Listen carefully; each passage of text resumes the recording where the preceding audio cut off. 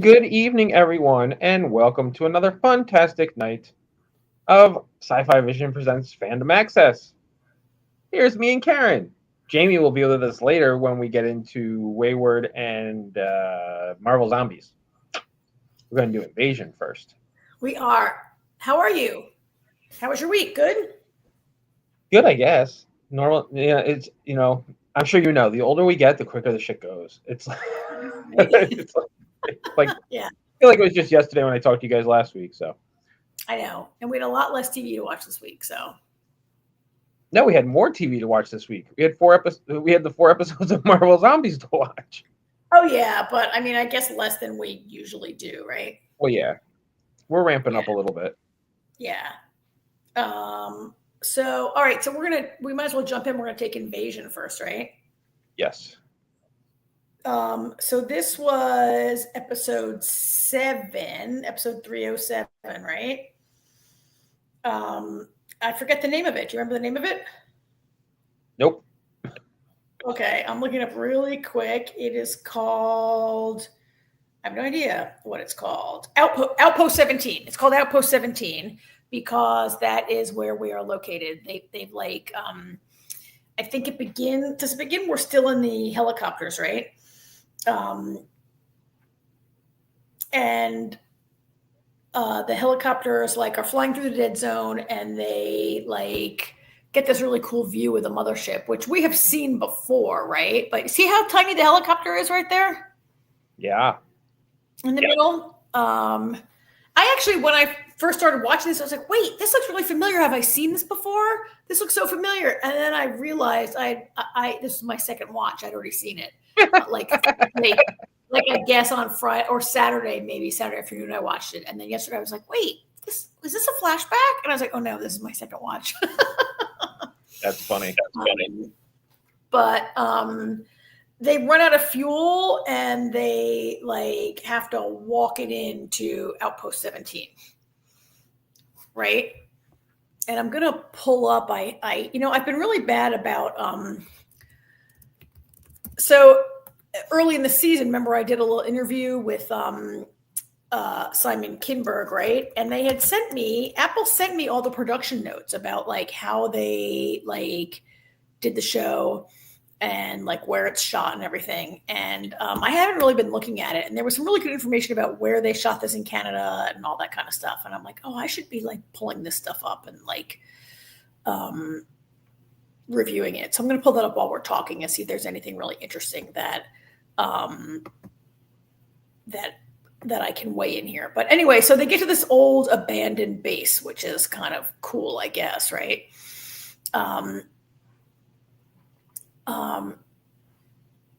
I actually also accidentally read the spoilers for the season. So I wouldn't say anything. And then I spoiled myself on like one or two things that have already happened or one or two things that like I wish I didn't know about. So I'm going to find this. But in the meantime, so how'd you like this episode? I enjoyed this episode, I think, right? Yeah, I liked it. I felt like stuff was happening. I mean, it was pretty obvious that Trevante was going to have taking over. Yeah. But I'll tell you what, for soldiers, they're a bunch of bitches. Like they are infighting and ready to attack each other, at a moment's notice. And like, it's just like, they're just like, where did, Hollander? Where the hell did he find them? Or did he just go and grab like the only ones that were dumb enough to even attempt anything? Yeah. Like they are the worst. Yeah. Like what happened to chain of command, right?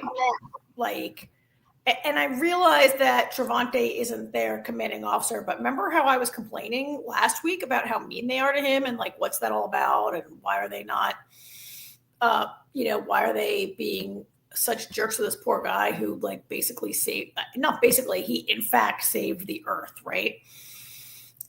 And they're such jerks to him. And then, yeah, you're right. They're like fighting all the time amongst each other and they're like freaking out. They're very undisciplined. I think we speculated last week that they that maybe a lot of soldiers got killed in the last 2 years, and they maybe are not dealing with like the most experienced soldiers that they could have. I don't know, maybe, right? Yes. But you're right. They're a little white. They are very they really are losing their shit all the time. And they're so you can see in the background here, that guy's name is Tucker. That guy on the left side, you see like Travante in the middle, and that guy on the left is Tucker. So his role kind of like amps up a little bit this episode.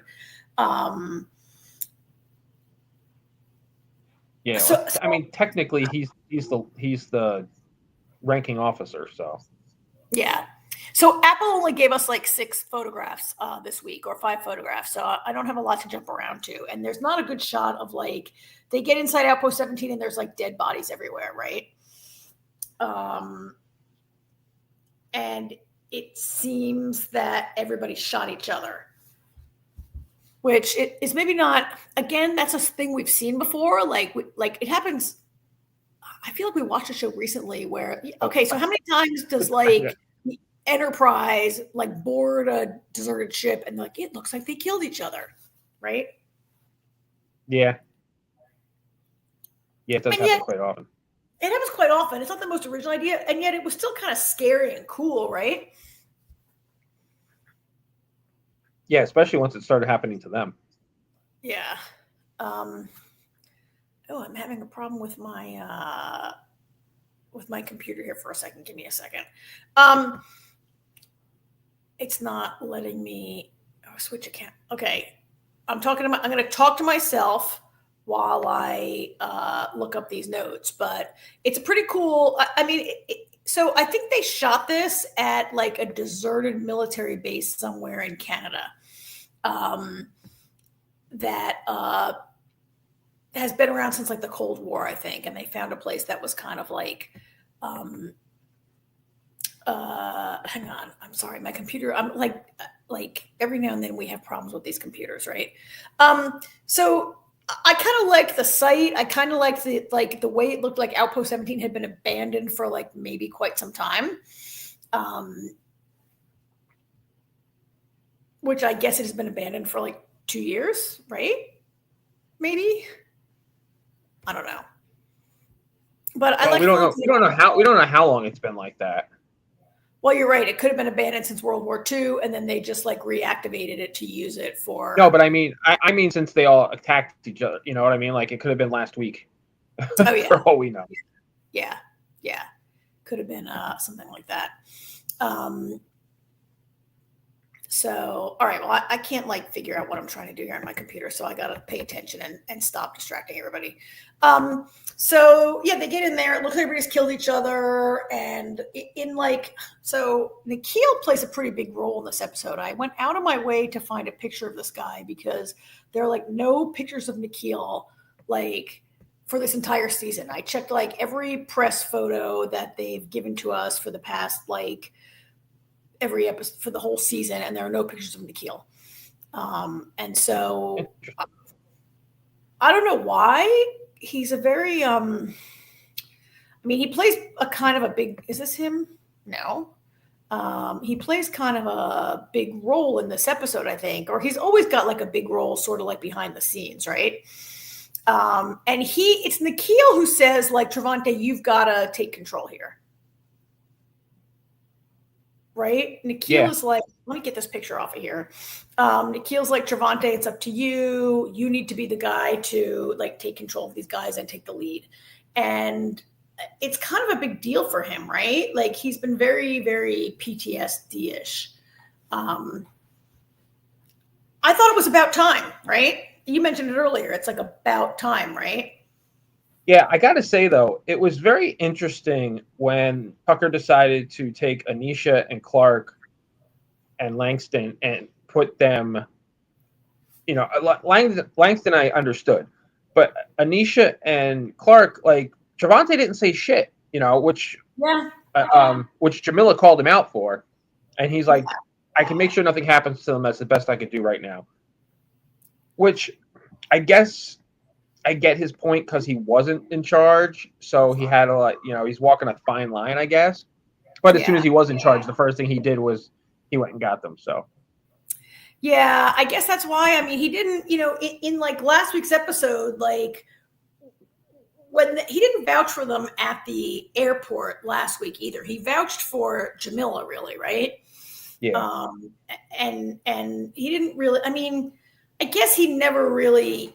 I guess the first time he ever met has he ever met Anisha before this season? Yes. Yeah, when she let him out of the cage. Oh yeah, she let him out of the cage last season. That's right. Yeah.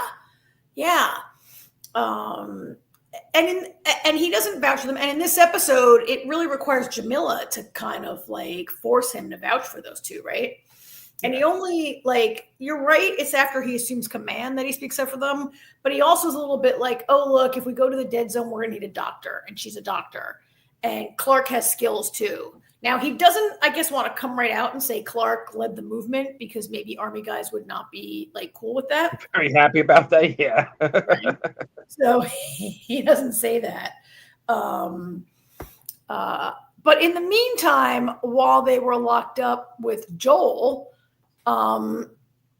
he basically gives them the cult line, right? He explains to Jamila that he believes that everyone who's died is in the spaceship and we'll all be reunited. The aliens are going to reunite us.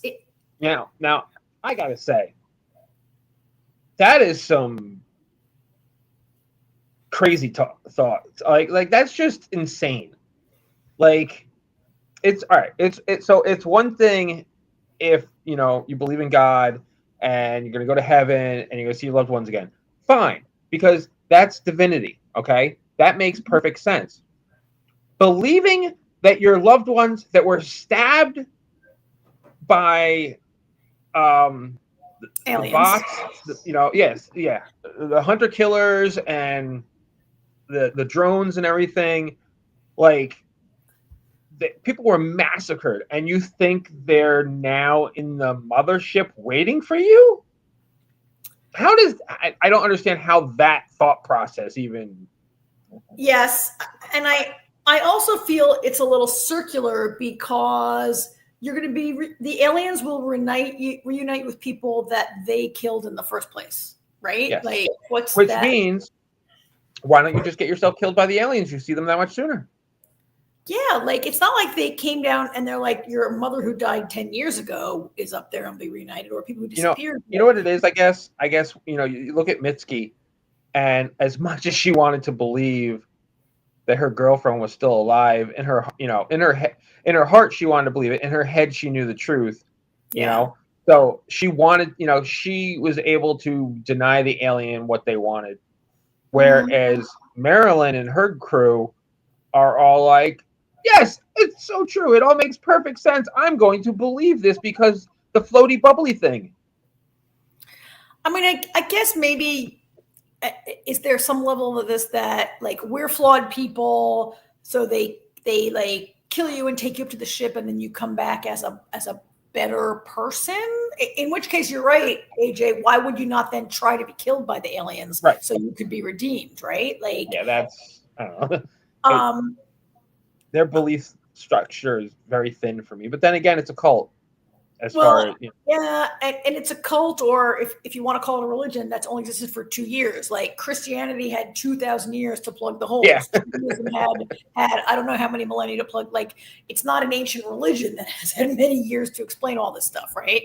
And it's not a religion. It's I mean, is it a religion? I think it's a cult. It's a right. So. Yeah, it doesn't make sense, but Joel is all in on it. And Joel, is this Joel? These photos are so tiny. Joel's yeah, Verna's not coming for me. She's coming for all of us. And I kind of really, didn't you love Jamila's retort there? Yeah. Jamila has the best some of the best lines, like because she speaks the truth, and like the obvious thing, like Jamila's really the audience because she constantly says shit that's like we're all thinking, and it's like she's like, why is nobody else thinking this? Like, yeah, right. Like this girl is gonna call it like she sees it, and just say. and like, and when the one soldier, I love what she said to the one soldier when the one soldier said, I don't remember what the soldier said to her. She goes, because she calls her a kid, and Jamila's like, you don't look much older than me. Like, yeah. And she's right. She's like, she's in college. She's like 18, 19, 20, right? Yeah. She's probably like 18. She probably was like, if she was like 16 when the invasion happened. Yeah, she's definitely 18 or 19. And I would say that woman soldier, maybe 23, 24, like she's not wrong. Like she's not that far ahead of her. Yeah. Yeah. And she said in an earlier episode, she said, I haven't been a kid since those things landed here. Right.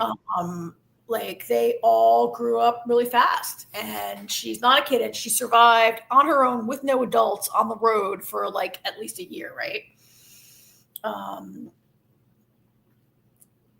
So yeah, I just love when she says like when Luke gives her his whole like cult, religion, redeemer, blah, blah, blah. And she says, I'm going to burn your redemption to the ground. I'm going to burn your whatever word he's using. She says, I'm going to burn your redemption. Redemption to the ground. Yeah. She's very, she hasn't had a lot to do really in the past 2 episodes, except for like nobody really has, right? They've sort of been on this like moving from point A to B, and it's mostly been Travante at the center a little bit, right?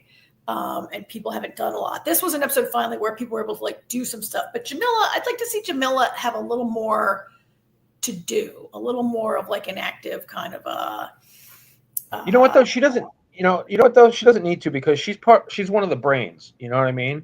Like she really thinks things through. Like she's not a doctor or a scientist or anything like that, but she's got the brains. Her and Clark are very similar in that way because his teaching background, he has lots of knowledge, and sometimes you need the knowledge people to tell the other people, hey, this is what we need to do, and then those people go into action to do it.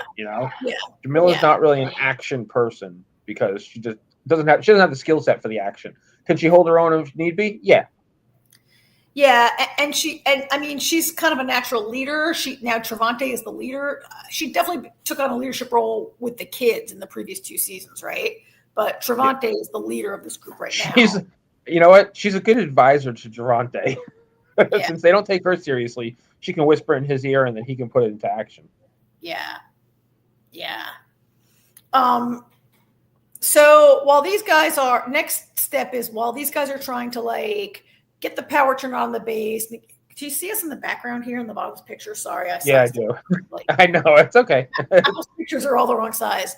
While they're trying to like get the base straightened out, see if they can communicate, get the power on, whatever.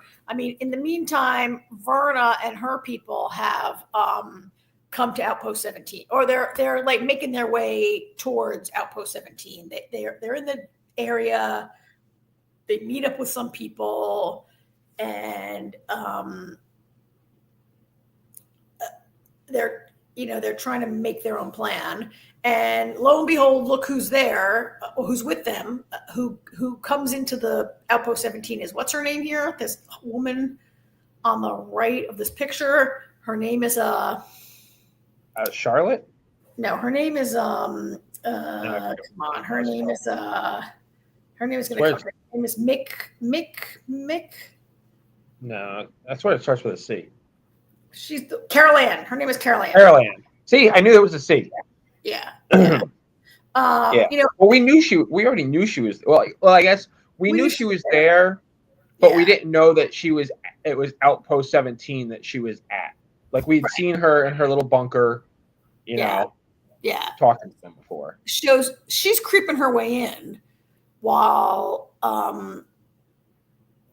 Nikhil is doing his thing. I'm not really sure which. I guess we should go back to Nikhil and what Nikhil's plan is here, because Nikhil he's such a jerk, right? Why is he such a jerk to everyone all the time? Nikhil's first plan was like, bring me all the ammo you can possibly find, and I'm gonna make like a shard bomb. I'll build my own shard bomb or something, right? Which is a good idea.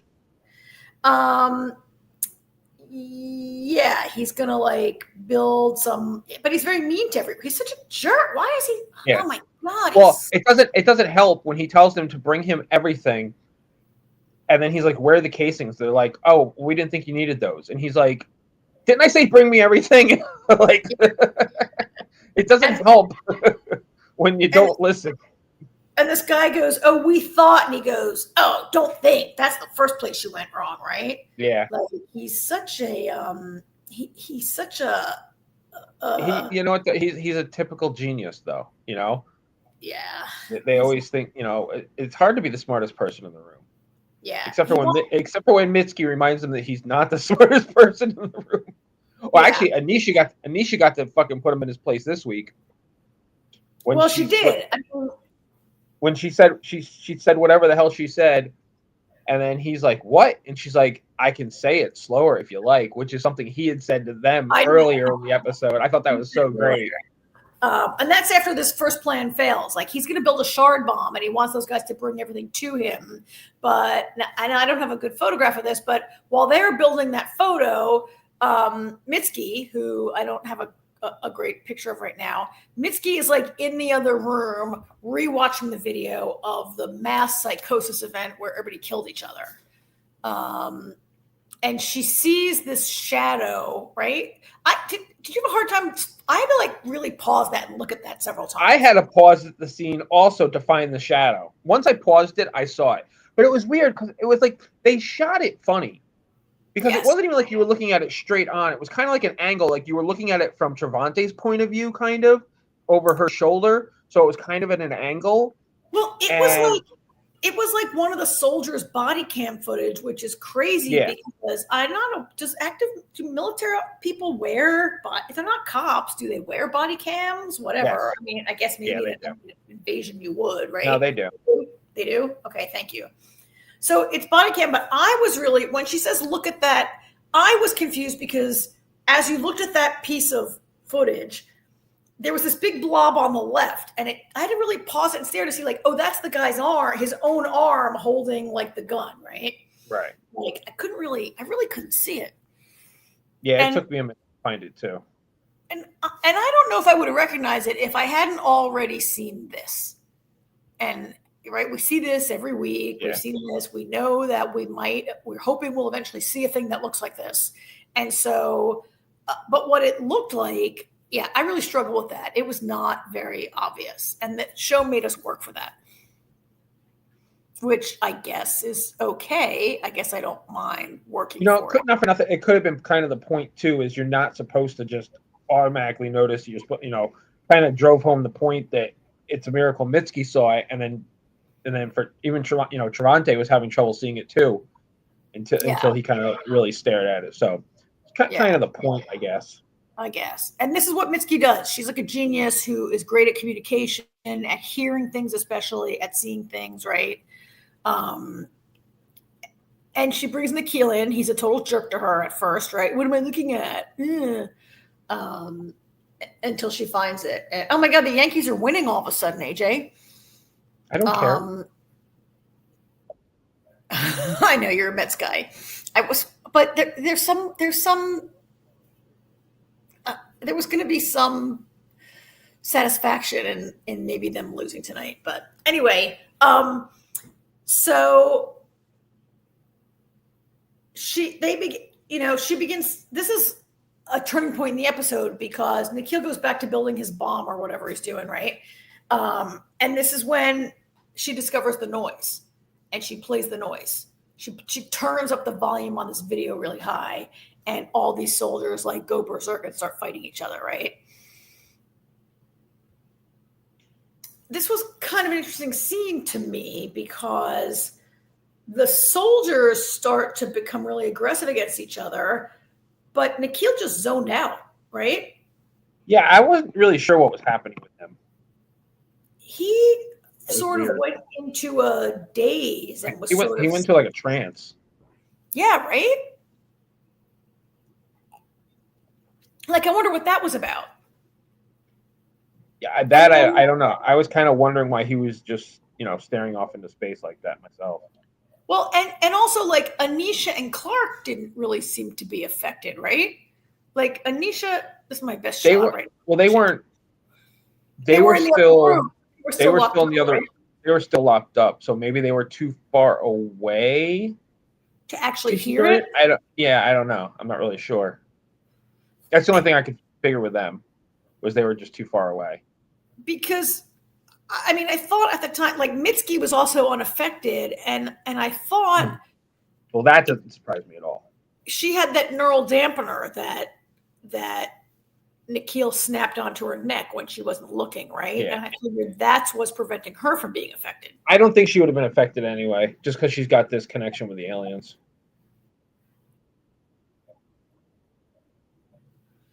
Oh, so that noise wouldn't have bothered her. Right. It was interesting because it wasn't the alien playing the noise. It was on a tape, right? It was on a video. It was a recording of it. So it was like definitely something about the sound being calibrated to the human brain, and not like they're not like zzz, I'm like pointing at my head, you can't see it, but they're not like sending like a mind meld at you or something, right? Right. Yeah. It's funny, you know what it made me think of? There was a Twilight Zone marathon on TV on like Saturday. You've watched a lot of Twilight Zone, right? Yes. And so there's a season 1 episode. I happened to catch a very famous episode from season 1 called "The Monsters Are Due on Maple Street." The monsters are due on Mulberry Street. And it's this episode where like the power goes out, and people are like hiding in the basement, and they start accusing each other of being monsters. And they believe, and they all turn on each other because they're scared. And at the end of the episode, there are aliens, and the aliens are like, we don't have to do anything. We can just make them destroy each other. Let's just go do this in another town, and we'll get these people. They're violent, they're scared, and we'll just get them to destroy each other and not have to do anything. And you know what?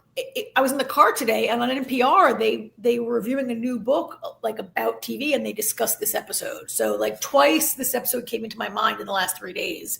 And I thought, oh, that's what this is like. If the aliens can get you to turn on the aliens, they don't need the hunter killers if they can play this noise and get everybody to just kill each other. Yeah. It kind of really flies in the face of Joel's idea that they're here to redeem us, right? Yeah. Do you think that everybody could be wrong and Joel and Verna are right and they're here to redeem us? No. Yeah, I don't think so either. I just thought I should ask you. It'd be a hell of a twist, but I feel honestly, if that turns out to be the case, I'd feel very cheated. Yeah. I mean, like I said though last week though, I mean, those are pretty big ships, and there's a lot of them.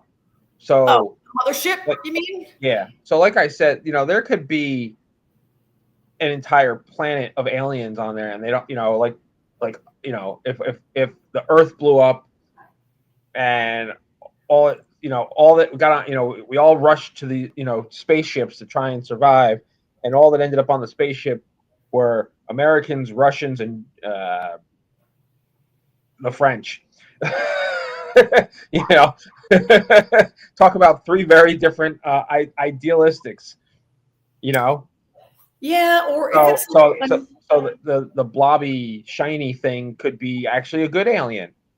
It has nothing to do with all the hunter killers. I mean, I could be way off base, but I'm just saying it could be a planet's worth of stuff, and there's hostile ones and there's nice ones. Or like it could be like a Noah's Ark type scenario, and Noah's Ark crashed, and all the lions and tigers got out, but the little like nice humans and fluffy koalas didn't get out. And there's like that kind of thing. Like maybe it's like a Noah's Ark, and like not every species. Yeah. Could be. I mean, there was that implication in like season 2 where the alien seemed to say to Mitski, like, why did you hurt us? Like, why did you attack us? Kind of thing, right? Like maybe you're right. We don't know, but I think you're right. They're not here. They're not here to. Joel's wrong. Verna's wrong. They're not here to redeem us. They're here to manipulate them into lulling them into some sense of like going along with it or whatever, right? Yeah. Maybe. So after this happens, and Nikhil realizes that he needs a new plan, is when he starts. I'm trying to catch up. I have a little recap up now. He realizes he needs another approach, right? And he starts like thinking about like the hive mind and how to like take that down. And that's where Anisha comes in. And maybe, as you said, a great moment in this episode, right? Yeah. When he was like, wait, what? Yeah. It was kind of nice to see him not understand something for a change. Yeah. I mean, his plan is that he wants to like disrupt the hive mind, right? But he's a tech guy. He's not a neurobiologist. And Right. I love when he refers to Anisha as a medic, which is, I mean, it's so condescending partly because like people have said more than once that she is a doctor. Like medics in the army are not doctors, maybe. They're like paramedics or nurses or some of them are doctors, but not all of them are doctors, right? And he like diminishes her role. And like she says, oh yeah, I specialize in like what, oncology and gynecology. I don't know. She has like 6 masters or something. She's like, I specialize in oncology and like, I don't know, gynecology or whatever. But I did my postgraduate work at Harvard in biochemistry with a subspecialty in neurobiology or something like that, right? Right. And Nikhil, he's such a dick. He's like, oh, finally, somebody who's on my level or whatever he says, right? Yeah. Why aren't you already working for me? Yeah. Yeah, why aren't you working for me? There's no part of him that, like, are they ever going to make him the remotest bit likable, or is he a guy that is going to be killed in season 4 and we're going to be just psyched about it? No, he'll survive. But they don't need to make him likable. No. You know what I mean? Not everybody in the world is likable. No, and like everyone hates a billionaire right now. Or always, and it's this was actually great. I liked also how like they talked about what to do, but I liked how they had Anisha deliver to the audience and say, we're going to give the mind the biggest stroke ever to help us who don't really follow that, people who don't really follow that so much, an easy way to understand what they're trying to do.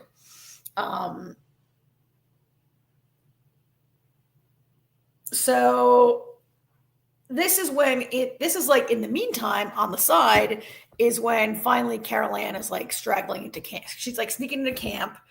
They see her out the window partly because like, God, Anisha is so like, I love how Anisha was so great in that moment, but I hated how Anisha earlier in the episode is like, there's a radio transmitter. We can call our kids and we can call for help and go home.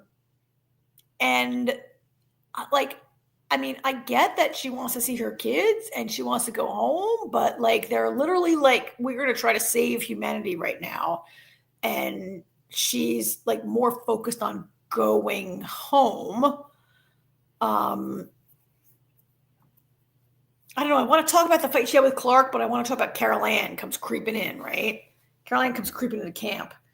And she steals the radio. It was her radio. Okay, it was her radio. She didn't steal it. It was hers. Okay. Fair, but she destroys it. She doesn't really she's more intent on preventing Travante and company from calling anyone than her. I mean, she's so devoted to this cause that she blows herself up, right? Yeah. And Travante's like, oh shit, there are mines everywhere. We can't take that path. And this is what brings us, I guess, to the fight between, this is when like Clark is like, oh, I found another path out of town. And and Anisha is not having it. What do you think about this whole Anisha and Clark thing that happened here?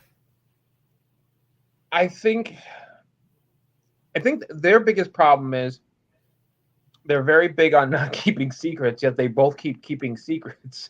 It's it was an understandable fight, and I kind of liked his. We'll deal with that stuff later. Like right now, we got to deal with this. Yeah.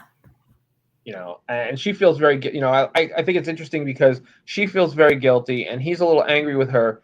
But to be fair, he was the one that has been surfing the dark web for the last 8 months, keeping, you know what I mean? Yeah. So he kind of led them to Infinitas.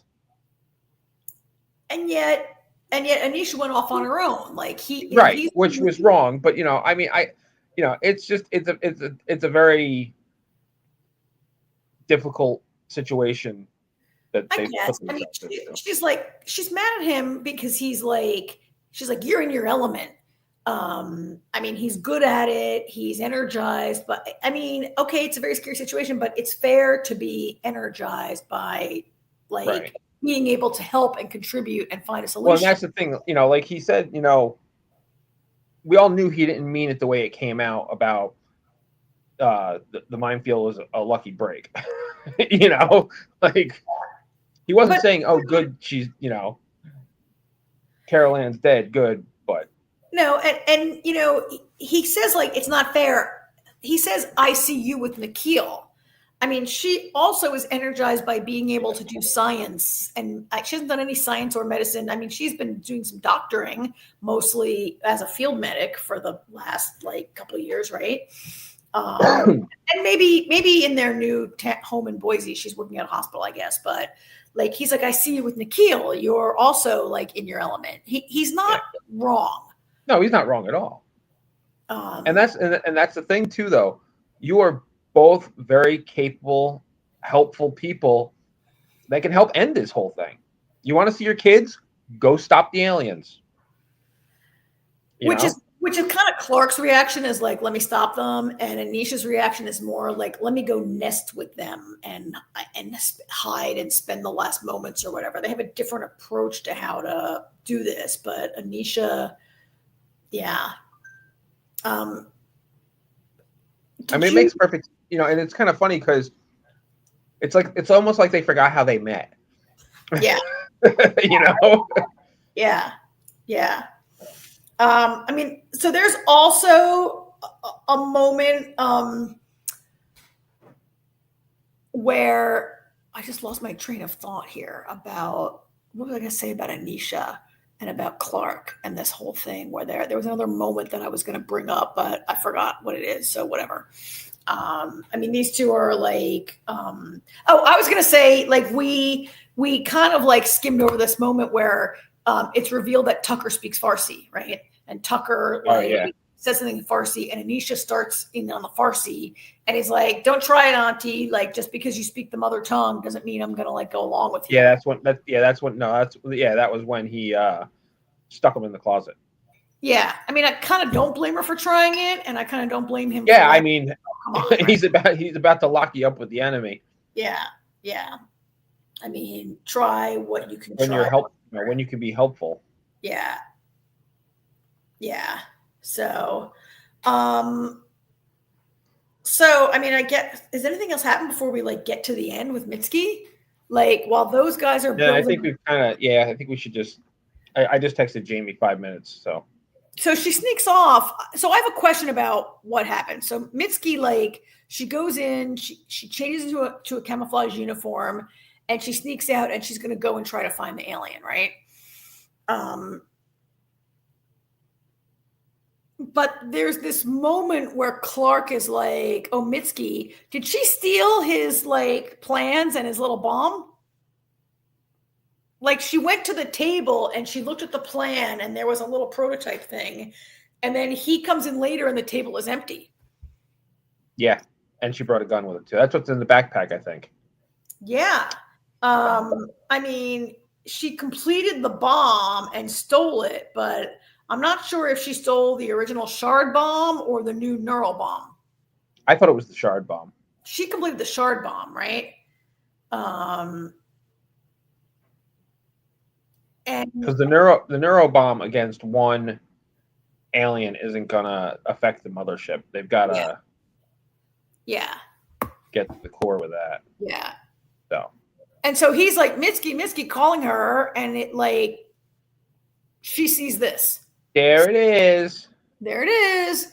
There's the new alien, which looks like a horse with a flower on its head, kind of, right? From this angle, like, yeah. I can see how it made that shadow. Like after seeing this, I kind of understood the shadow from the shadow, yeah. So if you've watched the trailer, which you and I have, you've seen this. I have not. I haven't watched the trailer. Yeah, there's just a better shot of it. Yeah. I mean, it's on the title card all the time, so I mean.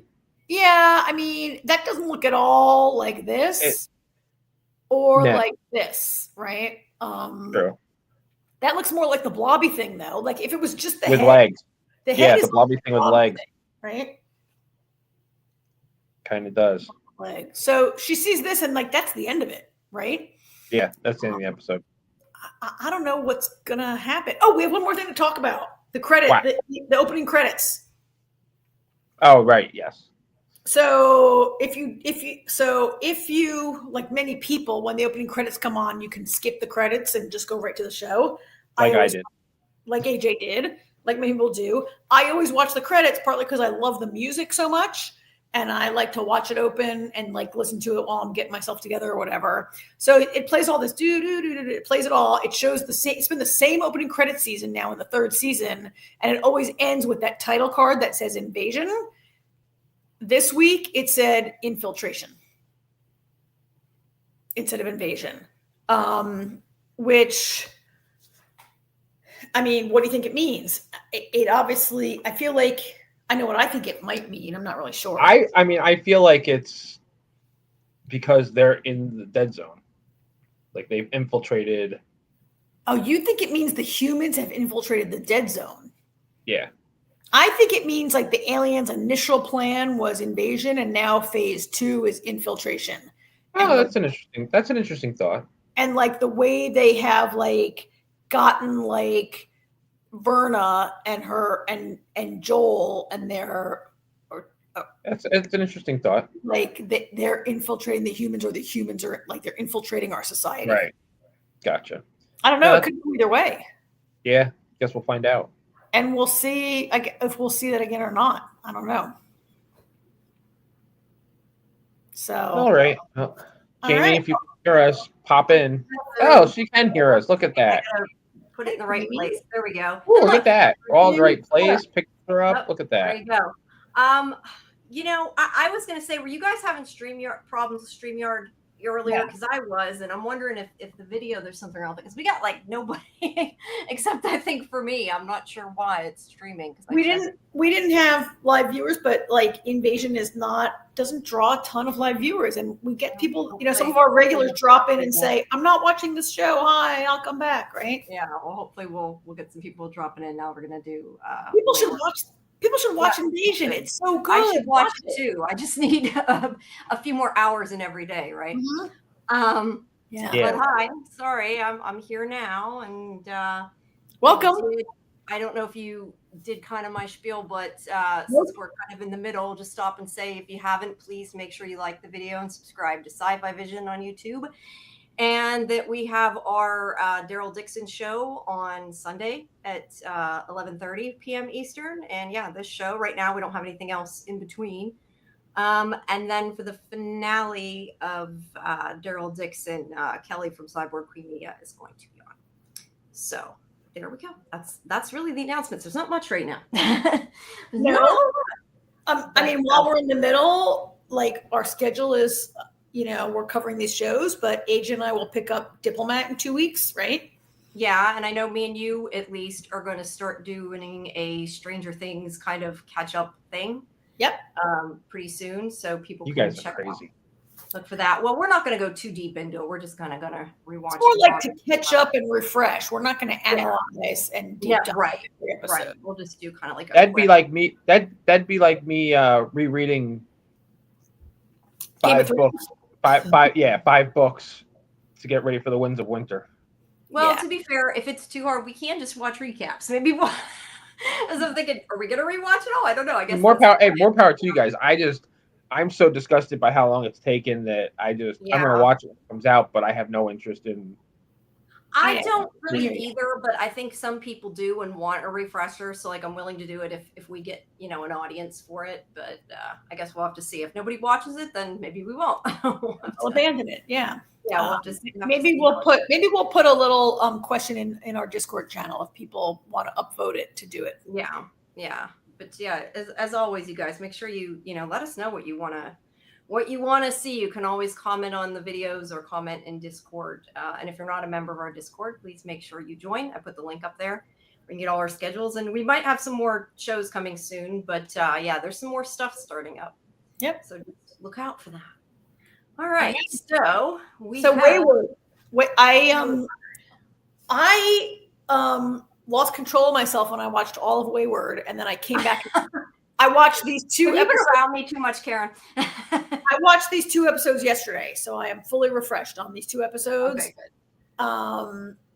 I was kind of glad to see how quickly the story. I mean, it's only 8 episodes, right? It moved pretty quickly in these 2. It did.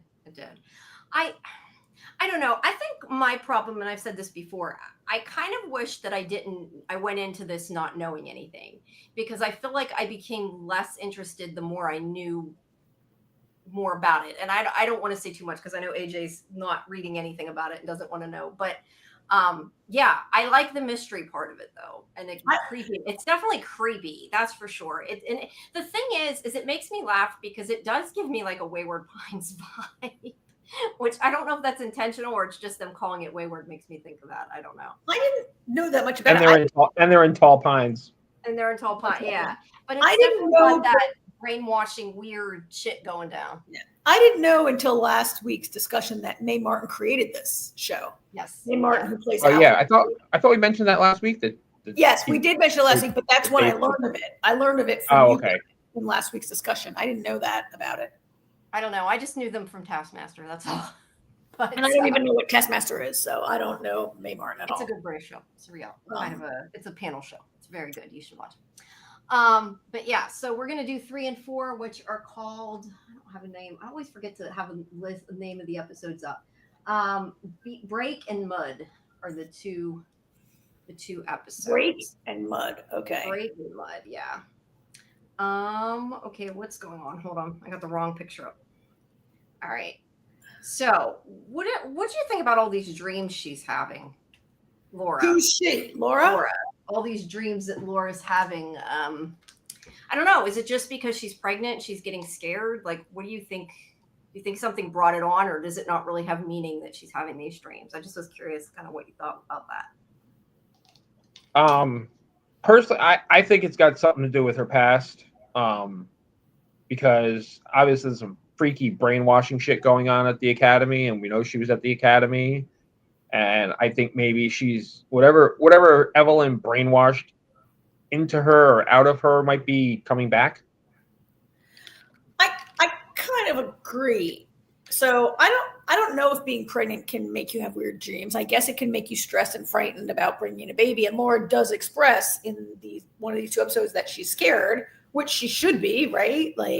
But I also thought that being back in Tall Pines is maybe bringing back something in her subconscious about the experience of having been at the academy.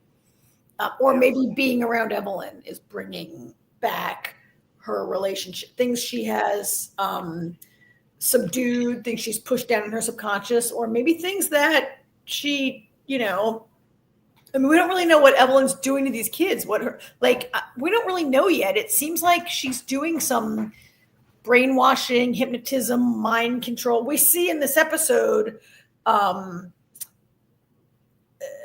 when Lila and Abby like crawl through the ducts and they go into the water, and we see that there's like this freaky shit going on down there, right? And we see what happens to Stacy the day after the leap.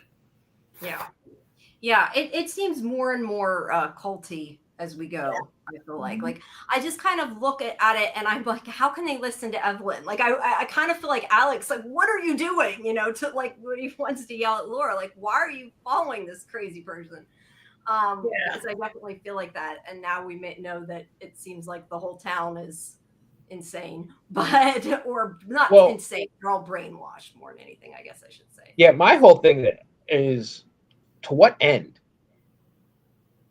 Yeah. Like, does she really think she's helping these people through torture? Or you know what I kind of wonder? Is she building an army to take over the world? Like, I don't know. I kind of wonder if like you're putting too much into it. But the one thing I did kind of wonder is if she's maybe kind of grooming Laura to take over for her. And I wonder if like maybe there was somebody that she took over from, because I don't know, it just seems like Laura's got some big importance to her and I don't understand why. Like it just seems like she's and yet is she grooming Laura? But as far as we know and Alex knows, Laura's not been in touch with Evelyn maybe or any of these people for years or decades, right? Like if she was grooming somebody, why would it not be Rabbit or Mule or anybody? But she's so mean she's particularly abusive to Rabbit, right? Like she's really mean to Rabbit, Evelyn. She's kind of really mean to everybody. Like is that this or did she go ahead? I'm like, I don't think that was in these episodes, whatever you're talking about. No, she's mean to her. She's mean to Rabbit in, I think, episode 4. Because she's kind of, I know what you mean. She's kind of, mean might be a little much, but she's kind of, what's the word I'm looking for? Dismissive. Episode 4 is the rebellion, right? No. That's why I said you're ahead. When the kids you're ahead. That's not. I just watched it and I made sure I only watched the whole season. I don't think you watched episode 4. I watched 3 and 4 like yesterday afternoon to make sure I only watched. Yeah, I think you watched the wrong ones. Or didn't you just say you watched all of it though? You said you finished it, didn't you? After that, like not yesterday. Okay, well, you're mixing up. No, episode 4 is the one where. Let me put it this way. Episode 4 is when they're moving the rocks. Yeah. Oh yeah. That the rocks is like crazy, right? Yeah. Yeah. And that's the thing, and we can get more into this when we get to that part. But the whole thing is that Evelyn is like, it's like a big mind fuck. I feel like everything she's doing is just all an agenda, and I feel like Lila is picking up on that, and she's trying to play it, but she's not doing the best job at it. I mean, I agree with that. I definitely feel like even though Lila's playing a part, I think she's getting to her a little bit. Yes. Especially the scene when she's bandaged at the end of the episode when she's bandaging her hands after moving the rocks and everything. They're having that little conversation. Yeah. And that's which I feel like we're getting a little insight into what it might have been like for Laura and Evelyn too. Because I feel like Evelyn every once in a while takes a special interest in one of the girls. And that's why I kind of wondered, like, is that why we're seeing pieces of her, whatever happened in the past? Because otherwise I'm not sure why it matters. Excuse me. But the fact that like when she's I thought she was going to give the woman a massage. That's what it looked like, but that's not what she's doing. But she's somehow like calming her down with the brainwashing shit. Well, it kind of is like. Oh, you talk about Laura? With that woman who was freaking out at the fair? Yeah, and that's why I was saying I wonder if she sort of. Well, I mean, that was kind of like Reiki, right? Like that's like Reiki is a. Well, Laura's a. I don't remember what she is. That's why. I want to say faith. I want to say faith healer, but that's not right. She's like a therapist, but she's a therapist, but not a mental therapist. Like she's a I don't know, but the therapist. thing she was saying to that woman, Like not not acupuncture, but like she definitely does kind of like massage therapy, I guess is what you would call it. Yeah, and so they're talking to her seemed more like something Evelyn would say to me. That's the only reason but there are forms of like if you want to talk about. So I don't really know what she is, and we don't know, right? But if you think of it in terms of like massage therapy, like there are forms like Reiki is it massage, but it's Japanese and it's about the energy of your body and putting hands on a person to like manipulate direct their chi, right? Their Reiki to promote like balance and promote whatever. And it's about like using that massage to channel your anxiety and your energy and stuff like that. So I feel like maybe that's what Laura is. Maybe not exactly Reiki, but some sort of thing where she feels like she's laying. It's a more like Eastern than Western type of therapy. Yeah, I don't know. That's what I thought. That's the only reason I say that. But we're getting ahead. Let's at least move through some of this, and then we'll pick up on that. The other thing that we get out of the beginning is that Evelyn has called Lila's mother, and what's Lila and what's the other girl's name? Lila and Abby. I want to make sure I'm getting it. Okay, Lila. She's called Lila's mother, and is basically like, we found her. She tried to get in. Oh, and she had cocaine or something. I don't know. I forget which drug. I think wasn't that the boyfriend's cocaine, right? The boyfriend had that cocaine in the car last week. Although I just kind of assumed she made it up. I forgot he had cocaine. But the point is, she's saying all this stuff in order to get her mother to agree to let her stay there. And she gets the mother talks her into mortgaging her house in order to pay for it. Like, she's not doing it for free. That's for sure. So yeah, Lila is there for stuff. So did you think, so we saw in the first episode that the school guidance counselor, Mr. Tyler, whatever his name was, he was already trying to convince Lila to go. And then he says, your mother can't afford it. So I felt like Evelyn's on the phone with Lila's mother. She already knows everything about her and therefore knows how to manipulate her. She knows like the right way to maneuver her. It's not like she made like this random phone call, right? Yeah. Right. Like it's being set up like it's a random phone call, but in fact, she knows everything about the entire family situation. Yeah. And it probably didn't take much pushing. Yeah. But yeah, she so now Lila is officially a patient, or whatever you want to call her, a student. Evelyn's a little bit like one of these like Nigerian prince scams or like an elderly scams where they've looked you up on the internet, they know everything about you, and then they target you and try to talk you out of your money, right? Basically, a little bit like that, I think. Yeah. But at least she gets to Abby. She does get to talk to Abby. And, I noticed they said something like they only get like 10 minutes or something of free time a day. 10 minutes, 3 times a day, 10 minutes, she said. Yeah, that's really not great. And the other thing that I was like, oh my God, was the fact that woman tells Abby later that like you have to get permission to go to the bathroom or shit your pants. Like, really? They're not even allowed to go to the bathroom at night without permission? Like, what do they have to do? Wake somebody up and be like, I gotta pee? At least in prison, you have a toilet in your cell, right? Yeah, I know. That's really, really messed up. I kind of feel like, so the free time, 10 minutes, 3 times a day, I mean, that's about isolation, right? They don't want these kids talking to each other. Yeah, that's why the fact that there's 2 friends in there together, I think is really going to bite them in the ass. But that's, the story. So yeah, I'm surprised they did not separate them. I really am, other than for story, because it's more interesting. Well, because at some point, it appears they have more than one academy, I think. What? Do they have more than one school, or is this the only school? I think this is the only school. I think they just moved it. It was in the police station before. Okay.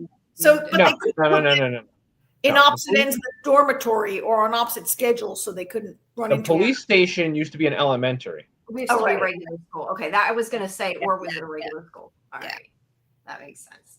All right. Mm-hmm. So that is what the other part of the story is about Alex finding, number one, the files on the academy, but also that the police station was a school. And he's trying to he's trying to snoop and figure things out, and he knows that the people in the police station are potentially in on it, so he's kind of trying to be stealth and somewhat does it, but he's not real stealth. I don't know. Alex, most of it not so much. Alex is naive and not a good investigator. Like, he knows something's not right, but he's awful at it. Like, he's really bad at investigating. It's just like outside of the town. He is, but I feel like Alex is like little more than a rookie cop. Like, Alex looks very young. Laura looks a little older, but still very young. And I wonder how long Alex has been a cop and was probably a patrol officer and never been a detective, right? And long enough to make a mistake in Detroit and move to Tall Pines. Yeah, but I mean, yeah, you're right. But I'm actually agreeing with you that Alex is a bad investigator because maybe he's never been an investigator, right? It was a beat cop, was a patrol officer, is not a detective. It takes a long time to get promoted to detective, right? Well, yeah. Yeah. But I feel like it's partially also because that's kind of like our way in. Like, I like that they did that because it makes it feel very like organic in that sense. I did feel at the moment I saw this shot you have, Jamie, I was like, okay, Tall Pines police suck at hiding their secret files. I know, like if they didn't want him to find it, I was kind of wondering if Evelyn wants him to investigate it. I don't know. Maybe because I also felt like they only hired Alex because of Laura. And why did they even do that? Why would you want an outside cop to come in? Why wouldn't they be like, sorry, police force is full. Want to be a security guard? Want to be a whatever? Like, sorry, we can't help you. Yeah. But then again, probably because Evelyn plans on manipulating Alex just like yeah. And maybe Laura wouldn't have come if Alex couldn't get a job. Like, Alex would be like, I want to be a cop. And that's the thing too. Like they needed, he definitely needed a decent job. Mm-hmm. And that's a very good point. Maybe Laura wouldn't have came. Yeah, because Laura doesn't really have a job and she has no practice. She hasn't started her practice yet. And I kind of wonder, and I know we're not to this part of the episode yet. We keep jumping ahead, but I think that whatever it is that's Evelyn's new plan, I think that they want her baby for this, whatever's going on. So I think that's why Laura's important too, not just because she's somebody that they screwed around with and, brainwashed. I think that they want somebody they brainwashed that has a new baby. To get the baby. Well, as long as they don't want the baby the same way Kim Kardashian wanted the baby in the last not Kim Kardashian, those witches. Remember those weird witches in the last AHS? AJ, remember how they wanted that baby? Yeah, that was Kardashian. She was part of those witches. So you think maybe like Evelyn wants the baby? Yeah, I'm not sure for what, but I hadn't even thought of that. Human sacrifice? I did, just because of the fact that she's like, oh, it's going to be different now. That we're going to have children here. Like she's the start of it, or at least that's what they've told her anyway. Maybe that's not the case. Maybe they've just told her that and they want to kill the baby. I don't know.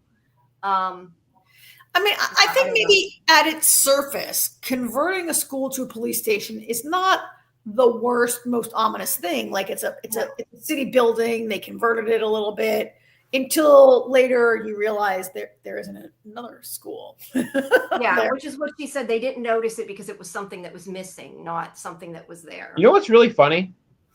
The fact that they even have a police station. Considering the fact that there doesn't seem to be any crime because everybody is a zombie. Very true. Everybody is praises the academy. Everybody seems to have come from the academy. Maybe it's more about to find the kids when they escape if they try to. That's all right. Fair, I guess. Yeah, no, I guess fair enough.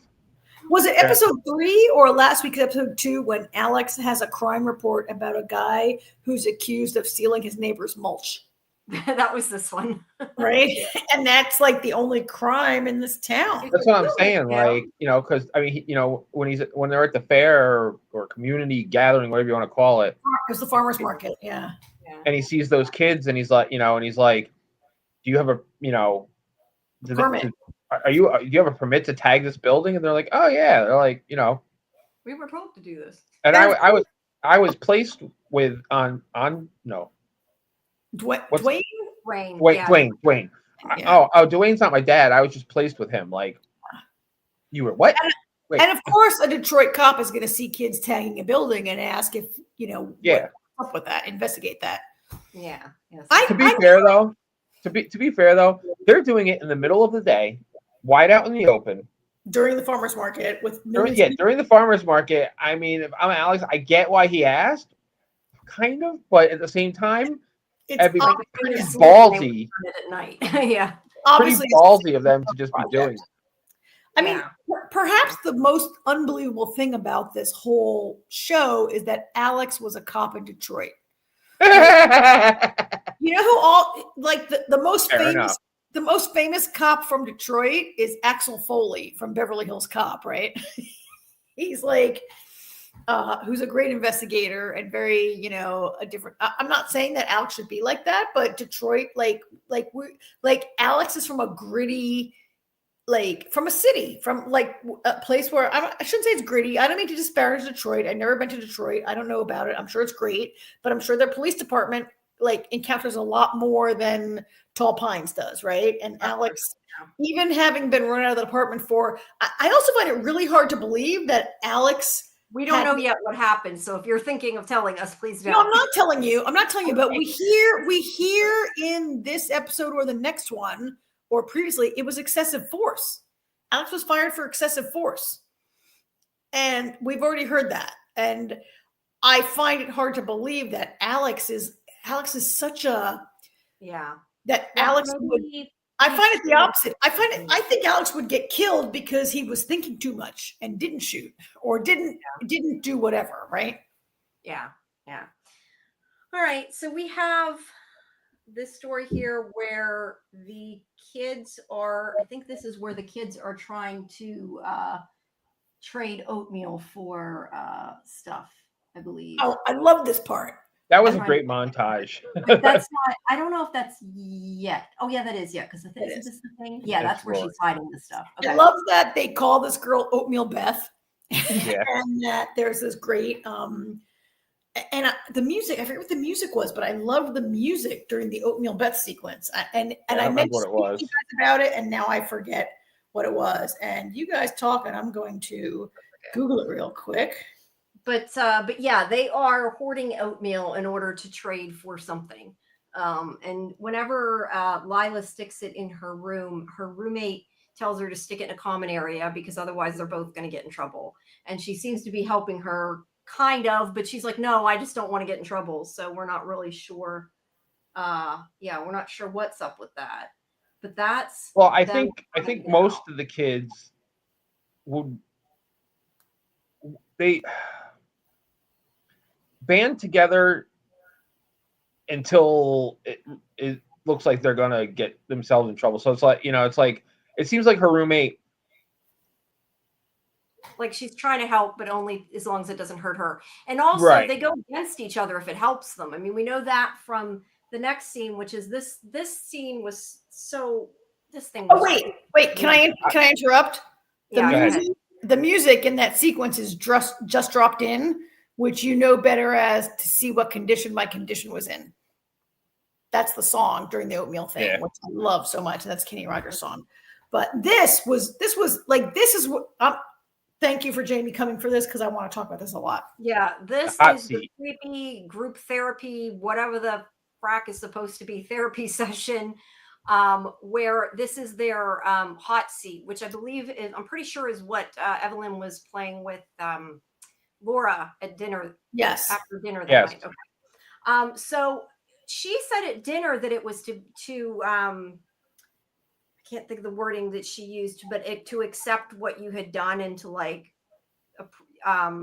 face it head on or whatever. I'm not giving the right. Thank you for your feedback. Sorry, what? Thank you for your feedback. Yeah, thank you for your feedback. But that's basically what she said at the dinner it is, but that's not exactly really what it is. This, in my opinion, was sort of a place for them to get their anger out, for them to complain and bitch about each other. But not even and Jamie, you're right. I think what's her name? Evelyn says, she says, who wants to run their anger? Is what she says, right? Isn't that what she says? I think who wants to run their something anger? like that. But I guess the point is to tattle on each other, to complain about each other, to hurt each other, and act like it's therapy. That was kind of what I got out of this scene. Well, it's not, she says who wants to run their anger, but it's not about one person expressing. It's about like a chain. Like I met at Jamie, and then Jamie's mad at AJ, and AJ's mad at Karen, and Karen's mad at Lori, and Lori's mad at Scarlett. And like, you're supposed to just like, it's running down. It's really, it is, but it's also getting them to bully each other too. Yeah, I mean, this is why they don't have friends, because they all treat each other like shit because they're making. You know what's interesting is how it starts out like it's supposed to be structured, and Evelyn even criticized. It's like it's so and so's turn, blah blah blah, and then it turns into a frenzy. It's just a free for all, and Evelyn doesn't stop it. And it's like, okay, it's like what are the rules here? Because you already yelled at them once for not doing it, and now you're.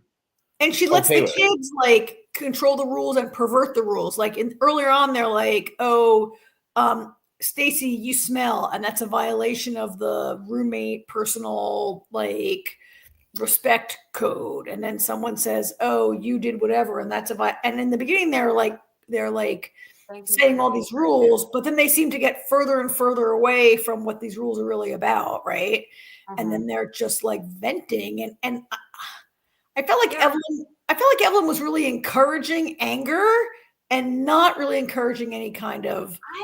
I kind of wonder if they're encouraging anger in order to punish it, because I definitely think she enjoyed when they all started not physically bashing each other, but like being mean.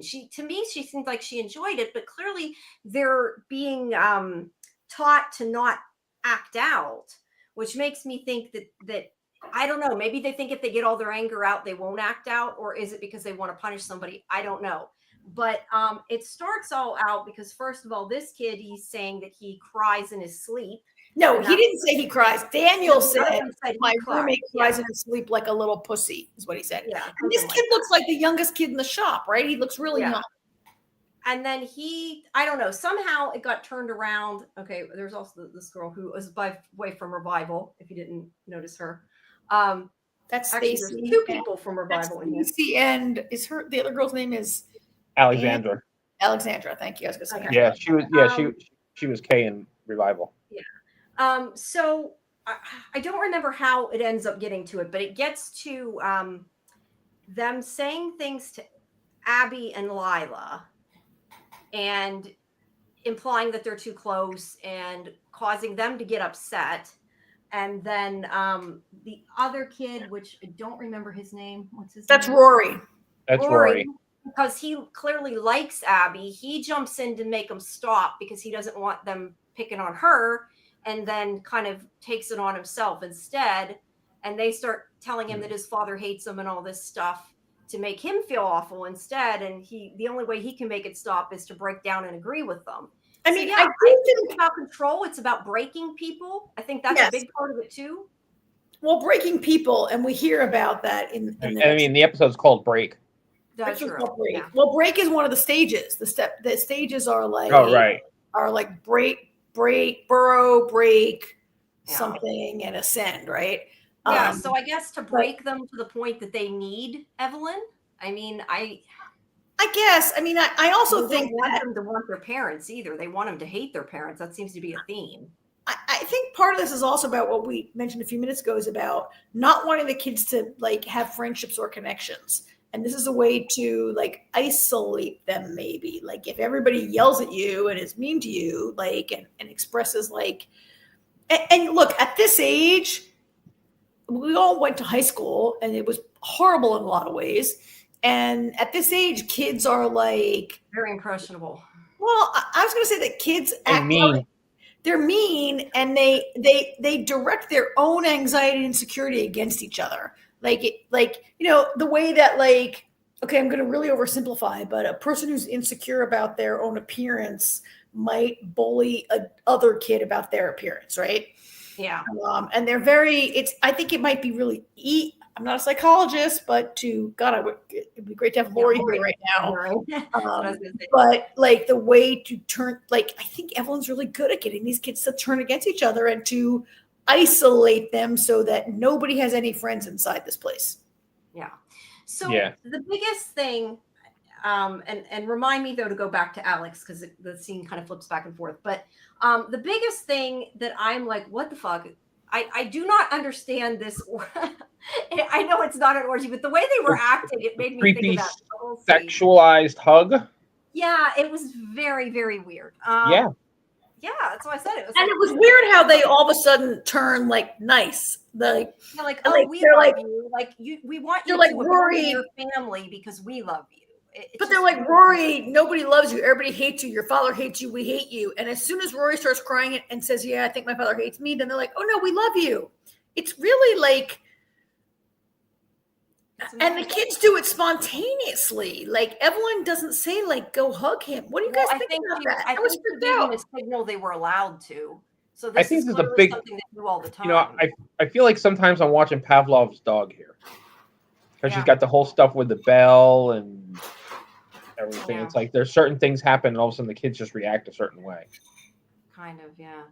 I don't know, but that's why I said I feel like they want them to not want their family though, because it's kind of Yeah, no, I'd agree with your that. family doesn't love you, but we do. We are the only people that can help you. We are the only people that are here for you, like that kind of thing. Yeah. Which is yeah, kind of sad because a lot of their parents were tricked into thinking this was the loving and best thing to do, right? Like, yeah. I don't think that Abby's parents hate her. I think her father has some problems, but they might have thought they were doing the best thing for her, right? Yeah, but they don't want them to think that. They want them to abandon their family. But the whole weird hug orgy thing was just, I know, I'm just saying orgy. It's not really an orgy, but yeah, like I don't know if it's supposed to be. I wondered if part of it's supposed to be because they're like not allowed to touch anybody the whole time, and now they suddenly can. If it was supposed to be like, I forgot about that. So they're not weird supposed to because touch. you're 100% right. It was definitely sexualized, which was really weird. Okay, so that is the most sexual thing I've ever seen, with everybody wearing full-on coveralls. Yeah, it's really weird. Yeah, I mean, you can see the look on Lila. Look at Lila's face. Like, what the hell? Like, why are they touching me like this? It's very. And speaking of touching, like they say they're not allowed to touch each other, and I kind of question, like at the very end, whenever Stacy like kisses Abby on the head or whatever, is she now allowed to because she's graduated, or is that a power play? I was kind of a little confused about that.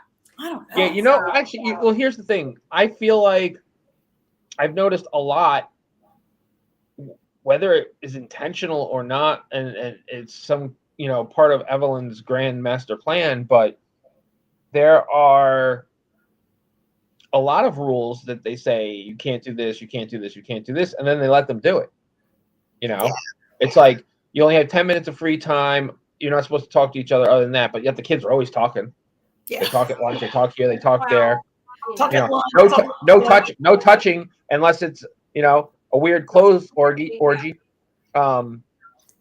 You know, there's lots of contradictions in this ruling system, which is probably intentional to mess with them even further. So you never know where you stand. You never know what's going on. I mean, this whole thing is an exercise in mental torture. It is. And that's why I said, I think it's about everybody hates you but me, and I'm the only one that can protect you. I'm the only one that you need, is what Evelyn is doing, I mean, overall. So yeah, we just don't know why. And then during this, it was really sad to see Rory like be berated until he said like, my father doesn't love me. Which it's almost, I almost felt like he did it just to get it to stop. He wanted them to stop picking on Abby. Yeah. No. When they were all saying your father hates you, like he wanted them to stop picking on him. He was crying. Yeah. He agreed with it to get him to stop. That was what he had to do. She said, you know what you have to do to make it stop. He had to admit it, I guess. But yeah, I question, like, I almost want to see a kid in here who's a sociopath or an actor or something where they totally get it and they just like do what they're supposed to do and they're totally screwing back with her, because that's what I'm thinking. Like, just say what she wants you to say. Like, you know, they're not reading your mind. I think for now, do we think that? So I'm not saying that either Lila or Abby is a sociopath, but there are kind of POV characters, and we're rooting for them not to fall for it, right? Right. But I'm just saying, like, technically, he could have right away just said, "Yes, I believe you," and it probably would have stopped. Like, it's. I mean, it is though conditioning to get him to do what she wants. I mean, whether you do it for the right reason or the wrong reason, I guess it's still the same thing. But and again, teenagers who it's a little harder maybe to get them like if To you or I listen. went into a cult situation right now, whatever, we might be able to be like, let's go along to get along till we can figure this out, right? But teenagers, like, which is what that girl was saying to Lila when they were moving the rocks. and Like, I'm always going to go back to AJ, who's raised teenagers. Like sometimes you say black and they say white, right?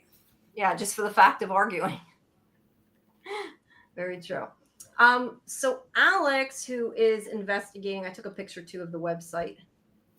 And by the way, is this? Oh, and this is set in 2003, right? This That was is what I was going to ask you, because the Yes, computers. 2003. because that is a crappy website. But for 2003, it was maybe kind of great.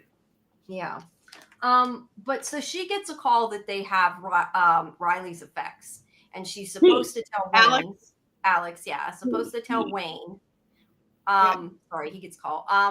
And yeah, he's supposed to tell Wayne, and instead he's like, "Oh, Wayne's busy, and like I'll take care of it." And he does say he'll give him a message, but yeah, he totally doesn't give. That seems like, to me, that seemed like you're easily going to be busted, Alex. Right? Like there's like 4 cops in this town, and 2 of them are like, yeah. Well, he does say when he gets there, that Wayne was supposed to go, but he took care of it and didn't bother him or something like that. He did like make an excuse. Oh, he made an excuse. No, he said Wayne sent him. Yeah, and then he changed it. He said something like, "Well, I did it because he's busy," or something like that. He sort of changed it after he said it. Oh, he didn't send me. I just decided. Yeah, he kind of admitted it at one point, which I think was probably smart. Because No, you know what? You're right. He doesn't admit it to Rabbit, but he admits it to Evelyn.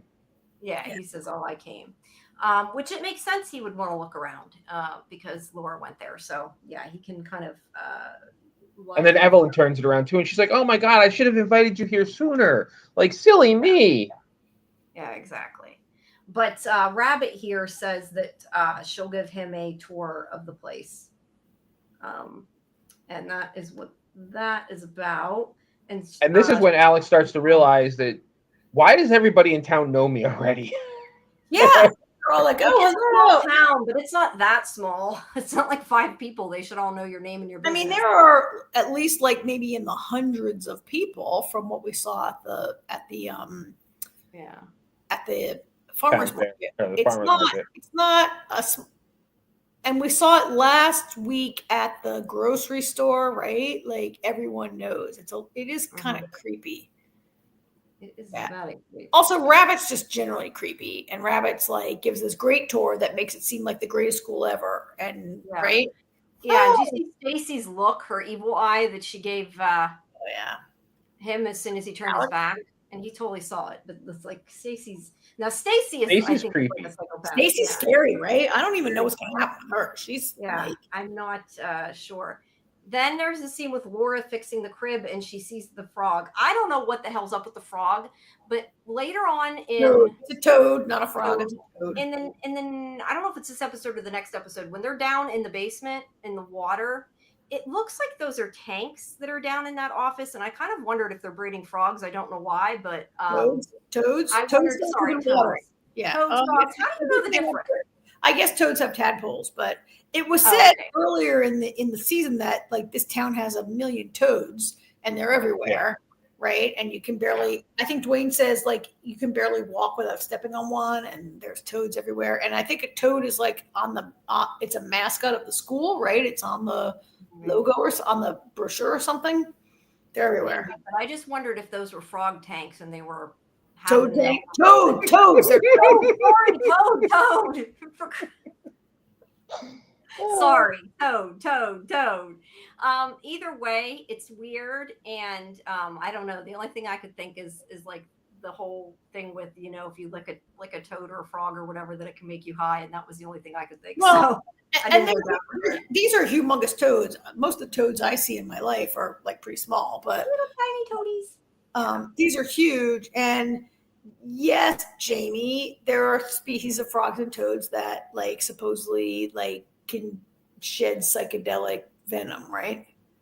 Yeah, and that's why I kind of wondered if that's why there were, tanks down there, if they were breeding them or something for Oh, like you think maybe they're brainwashing drugs. I don't know. harvesting their own.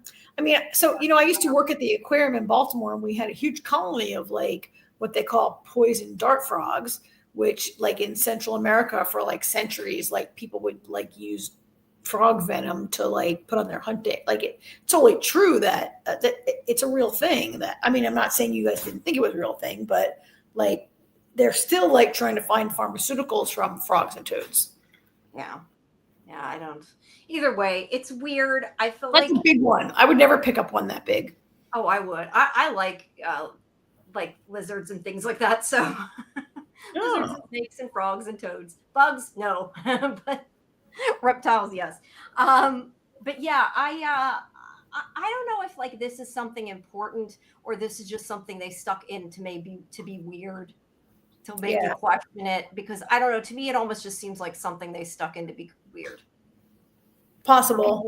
For people like me to be like, what does the toad mean? This show has a lot of mystery, but it also has a lot of atmosphere that I wonder if it's just atmosphere. Like everything in the school, yes, I'm taking that for the story, but some stuff of the town, I think, is that like the toads is that atmosphere. And the creepy forest, is that just atmosphere, right? Like yeah, it might be. So then the other part is that Lila and Abby give the oatmeal to that girl. Oatmeal Beth, and she locks them in the room behind the counter. And I mean, we saw that coming, right? You guys saw that coming. I thought that was pretty obvious what she was doing. Yeah, I was like, don't go into the room before her. Dummies. Yeah. Yeah. And then let's see. Sorry, I'm looking at the little pictures. And so Lila's roommate had said earlier, don't trust Oatmeal Beth. Yeah. She's been here. I think she said she's been here. She's 18 and she chose not to leave. Went through the program and decided to stay. Yeah, she's 18 and didn't leave. Yeah. So that's going on while Alex is talking to Evelyn about Riley's effects, and this is where we learn his notebook was missing. And Evelyn plays it off like it doesn't matter, and she'll find it for him. But we know that clearly there's something else going on. So I had some like confusing thoughts about this because they're looking for Riley's notebook as though he might have written a lot in there. But we saw last week that Rory gave Abby a piece of crayon and was like, don't tell anyone, as though they're not allowed to have writing implements, right? Well, they're not. I think they know that if you wrote in it, he was sneaking and writing in it. Okay, so everyone knows it's illicit. Yeah, but I'm guessing because it's missing, that's why they think it's important. Yeah. If it was in there, they might not have even in it. I mean, if he hid it, it's because he was writing in it. Right. Yeah, I figured it was like Abby's when she was she wasn't allowed to write in that book, but she was. So that's what's going on there. And then we have, I took a picture of the door. Because there was an actual door there and a fingernail that's stuck in there. When they go down into the basement here, Abby and Lila, they end up in a flooded basement, which we find out later was flooded or filled with water intentionally, I guess. Or at least they're using it intentionally. I assumed it was filled intentionally. Now, that door looks just like the door that who's the painted on the wall. Riley saw when he went in under the water. Yeah, and the same. It looks like the same door that was in that brainwashing room that Lila was in later in the episode. Yes, and it looks like the door that was painted on the wall in the basement of Alex and Laura's house. Now, I do not think, at first I thought that door was like in that wall there, but I'm pretty sure that door is just like in the middle of it's the wall. It's freestanding. Okay, that's what it looks like to me too. So I want to see what happens if you open the door and walk through. Yeah, like why did somebody lose their nail trying to open it when they can just walk around it, right? Like you got to question, there's something going on clearly. Well, No, we don't know anything about the door yet. No, but we've seen the door in the basement, right? And it was painted. That was painted. Have we heard the door the words about you're lying on your back? Have we heard that yet? Yeah, we've heard the brainwashing. Yeah, stuff. when and at the end of episode 4, when they when Abby witnesses Stacy leaping. So when we see this door, we've not yet heard you're lying on your back, you're crying for your mother, she's looking at. We haven't heard that yet when we see this door. Not quite yet, no. Okay. But this door, I agree with you, Jamie. There was a moment where I was like, is that painted on? Oh no, that's a freestanding door in the middle of this like little Yeah, pool it's an of actual water. door, but why it's there, I don't know. Also, there was this part where Abby's like, something is touching me, and Lila's like, no, it's a tadpole. Look, I caught a tadpole, which I don't know how that happened. Maybe they're bringing in water from the outside river or whatever. Maybe. And that's why I said it looks like there's tanks in those rooms. To me, they looked like tanks, and I thought maybe they were maybe in that room behind them. Yeah. Yeah, I didn't take a picture. I took less pictures this time to get us through quicker. That's fine. And then there's the fingernail. And we've seen many shows where you find a fingernail where a girl tried to crawl her way out, right? Oh, yeah. I mean, there's definitely scratches all over that thing. Yeah. But they're also surveilling them. I mean, not that we didn't think they had security. Why they're surveilling them from down here. But I love how Lila, all of like 15-year-olds, was like, holy shit, they're watching us. I'm like, duh. Yeah, like you didn't. Again, I don't think they were so surprised. It didn't really sound like surprised they were watching them. It's just like, I think it was more of a matter of fact of, oh, they're watching us from down here. Yeah. Also, it's 2003 and surveillance is less sophisticated than it is now. That's true. That's true. That's fair. So they make it back upstairs somehow without being caught, which I guess probably helped that they didn't get their shoes wet. They won't squeak at least.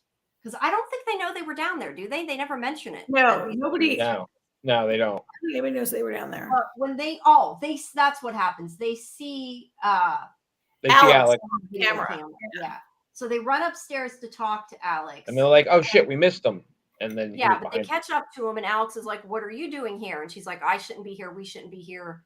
And tries to, give him all these reasons of, they need to get out of there. And he can't let Evelyn know he's talking to them. So he tells one of them to hit him, which I'm thinking like, that was mean to Lila, because now Lila's getting screwed over. No, and I thought it was kind of a really smart, genius move. Smart, but yeah, that was brilliant. Lila was sacrificed for it. But I don't think Lila realized what he did, though, either. I think Lila is 100% willing to make a sacrifice to advance their cause. Alex can take a hit, and not Alex. I think Lila would absolutely do that and be willing to do it. Yeah. And I don't think she's sorry. I thought it was great. All of them. No, it was, but she kind of looked like she thought Alex betrayed her there for a minute. I don't think she realizes what he did. Yeah, she wasn't sure at first what was going on, and then she realized. Abby's a little, but Lila is the one who knows Alex. Abby doesn't know Alex yet at this point, right? Right. Right. So the point is that he tells one of them to hit him. Lila hits him, and after that happens, Alex slips Abby the walkie-talkie and says to call him at whatever 10:30 that night. 10:30. Yeah, and somehow she manages to keep hold of it all day and not get caught. But that's a whole nother issue. But Evelyn comes up, and that's when he's like, "Oh, she hit me." So that way he can get them out of there. And Evelyn buys it and sends Lila off to be punished and sends Abby back to her room. Did you notice there was this moment where, earlier in the episode, Evelyn has allowed Alex to retrieve Riley's personal effects, and there's that discussion. And at the end of this sequence, where after the fight and Alex passes the walkie-talkie, Evelyn comes in, they're all leaving, and she's like, don't forget your box. Don't forget your box. Don't forget your box. And I felt like at that moment, I was like, oh, she's giving you the box because she's setting you up. She's already like taking whatever she wants out of that box, right? It's not in there, so I don't think it matters. Well, the notebook, we already know the notebook's not in there, so she's not worried about the box. Mm-hmm. Yeah. Mm-hmm. Like, they're not going to give Alex anything that's important, right? By the way, can I just say that Alex has such great hair? I love Alex's hair. What a gorgeous. Wait, I gotta look at Alex's hair now. Alex's hair. You like Alex's What a gorgeous thick head of hair that just like with those highlights on it. Alex has great hair. So yeah, they get sent. Lila gets sent away to be punished, and Abby gets sent back to her room. And then and what's important there is that Abby and Lila are like, it's not fair, right? This is where they're first like, it's not fair. We should have an equal punishment, and we see what happens later with that. Yeah. Well, to be fair, they think only Lila did it, or she thinks only Lila did it. Well, that was the whole point, though. Yeah. So yeah, I don't know that in that instance that they wanted a little punch, to take the attention away from Abby, so Abby can get the radio. Yeah. So Alex goes home. Yeah. Alex notices the way the clothes are folded, just like at the school. It messes him up, which I didn't notice that. That. Oh, really? He looks at him like why, like Laura folded him exactly like that. Yeah. Still, he has this what the fuck look on his face, and then he ruffles them up. I didn't notice that. Just how the kids leave their clothes on the bed. Little attention to detail. Yeah, they're Alex's clothes, I think, but she folded them like that. We have a fan just like that. We have 2 big box fans like that. They're really ancient, and like little pieces of them fall off inside the fan, but they still work. Sorry, I just happened to see it. I wanted to comment on the fan. So yeah, Alex talks to Abby, and Laura catches her here. And we don't really, I don't think Alex really finds much out from Abby in this part. He does kind of tell Abby, what they're doing really isn't illegal because they're like considered your legal guardians, that we need proof. I think they might talk about finding the notebook in this scene, but I'm not entirely sure. But yeah. But Laura hears Alex. Yeah. And Laura is not happy that he's doing this. And yeah, they kind of, I forget exactly what they say, but they fight a little bit about it. I mean, what you guys think about that? Because Laura was a little bit like, oh, Alex, you already lost one job for overstepping, right? Isn't that? And yeah, I think that's what Laura says, something like that. Yeah, you already lost one job. See, I'm torn with this because while I understand why Alex confides in Laura, he's had to have seen enough already, especially when he gets home and his clothes are folded like the school. I would definitely, no matter how much he loves her, I would definitely tread a little more cautious because of how close she is, because of her relationship with Evelyn. And something screwy is definitely going on. So while I get his thought process is, oh, Evelyn, Laura's not going to betray me. At the same time, I'd still kind of be like, let me play this one a little closer to the vest for a little while. But so I was a little disappointed that he let it out so quick. I also get why Laura's like, wait, you're talking on the phone to an underage girl who's in a school where her parents like paid for her to go there. Like right. Yes. I get what Laura's saying. Laura's stating facts. Laura's not saying like, I understand why you're concerned, Alex. Laura's like, but Laura's not. Yeah. Laura's a little bit, she's on the side of the school in that conversation, right? Clearly. Yeah, clearly. Yeah. All right. So then we have the brainwashing or whatever. Oh, Lila gets put in what they call the mirror room for the night. Yeah. Right? Yeah, for reflection. But it's really just Evelyn's recording chanting, like you were saying about you're on the floor, your mother's whatever. That's a great shot. Right? Of Evelyn against and there is a projection of a fake door on the wall for them to try to open, I guess. I don't know. It's symbolism. I wouldn't be surprised if they drugged her before they threw her in here, to be honest. Fair. And it was a very sort of, I mean, it's not like Clockwork Orange, but it's like shows that they I hadn't thought of that, but yeah. With projections and you're on drugs and you're supposed to try to like achieve it's brainwashing, or at least that's what it appears to be. Yeah. Yes, thank you, Jamie. It's a brainwashing room for sure. That's what it seems to be. Abby's sleeping while this is going on, or pretending to sleep. And there's the projection of the door. Okay, that was before she talks to Alex. But yeah, that's the end of it. And then I don't know, after she tries to open it, which she knows it's not there, so I'm not sure why. That's why I said I wonder if she was drugged, because like, why would you try to open a picture? I don't know if they just flashed to remind us about the door in the basement, because I saw that come up and I took a picture of it, and I don't know why it was in there, other than it was because I got a screen capture of it. Because that's her basement, right? Yes, it was a transition. It was a transition. Okay. I was trying to read what that says. There's something written on the top of the door. P-O. Oh yeah, there we saw it in the early in week 1 or 2. Did you ever find out what it said though? It says ponder. Oh, okay, ponder. Yeah, I remember when they went down there in like the first or second week. Like Alex was like, "Oh, look at this door. Oh, it says pond. What does that say? Ponder." And turns around, and Laura's like, "Whoop!" Been upstairs. Laura's not in the basement. Yeah, because it's creepy to her. But yeah, they show that. So it says ponder on top of it. So I would say that somebody in that basement painted the door of the school. I mean, I kind of wonder, like, who painted it in the past. Yeah, did somebody paint it because they were crazy and wanted to get out? Was it painted by Evelyn to drive somebody nuts?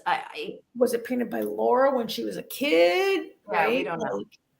Yeah, we don't know. Well, Laura didn't live there when she was a kid. Well, but she went to the school. She went to the school, right? Right. So but I mean, according to Evelyn, the house was owned by somebody else, and she bought it recently. She bought it in an auction. She doesn't know the history behind it, or yeah.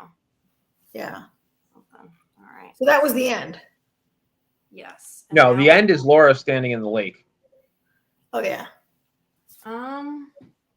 Yeah, the end is like they go to sleep and Alex wakes up. Maybe that's the beginning of the next one. No, the end is Laura standing in the middle of the lake is the end of the episode. Like waist deep in the lake. Yeah. Like having walked because Alex goes out there and grabs Laura and she goes limp in Alex's arms. That's the end of the second episode, not the end of this episode. Aren't we? No, I mean, are you saying we've only covered the first episode? Yes, that's the end of episode 4. Yeah. All right.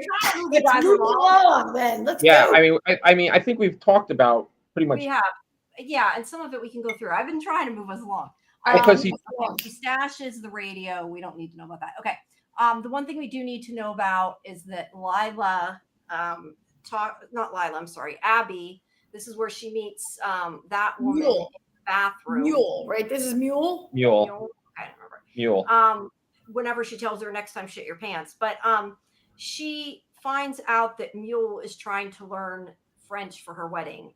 And she uses it as a way to get close to her in order to work in the kitchen to try to find his notebook. Can I ask you guys a question?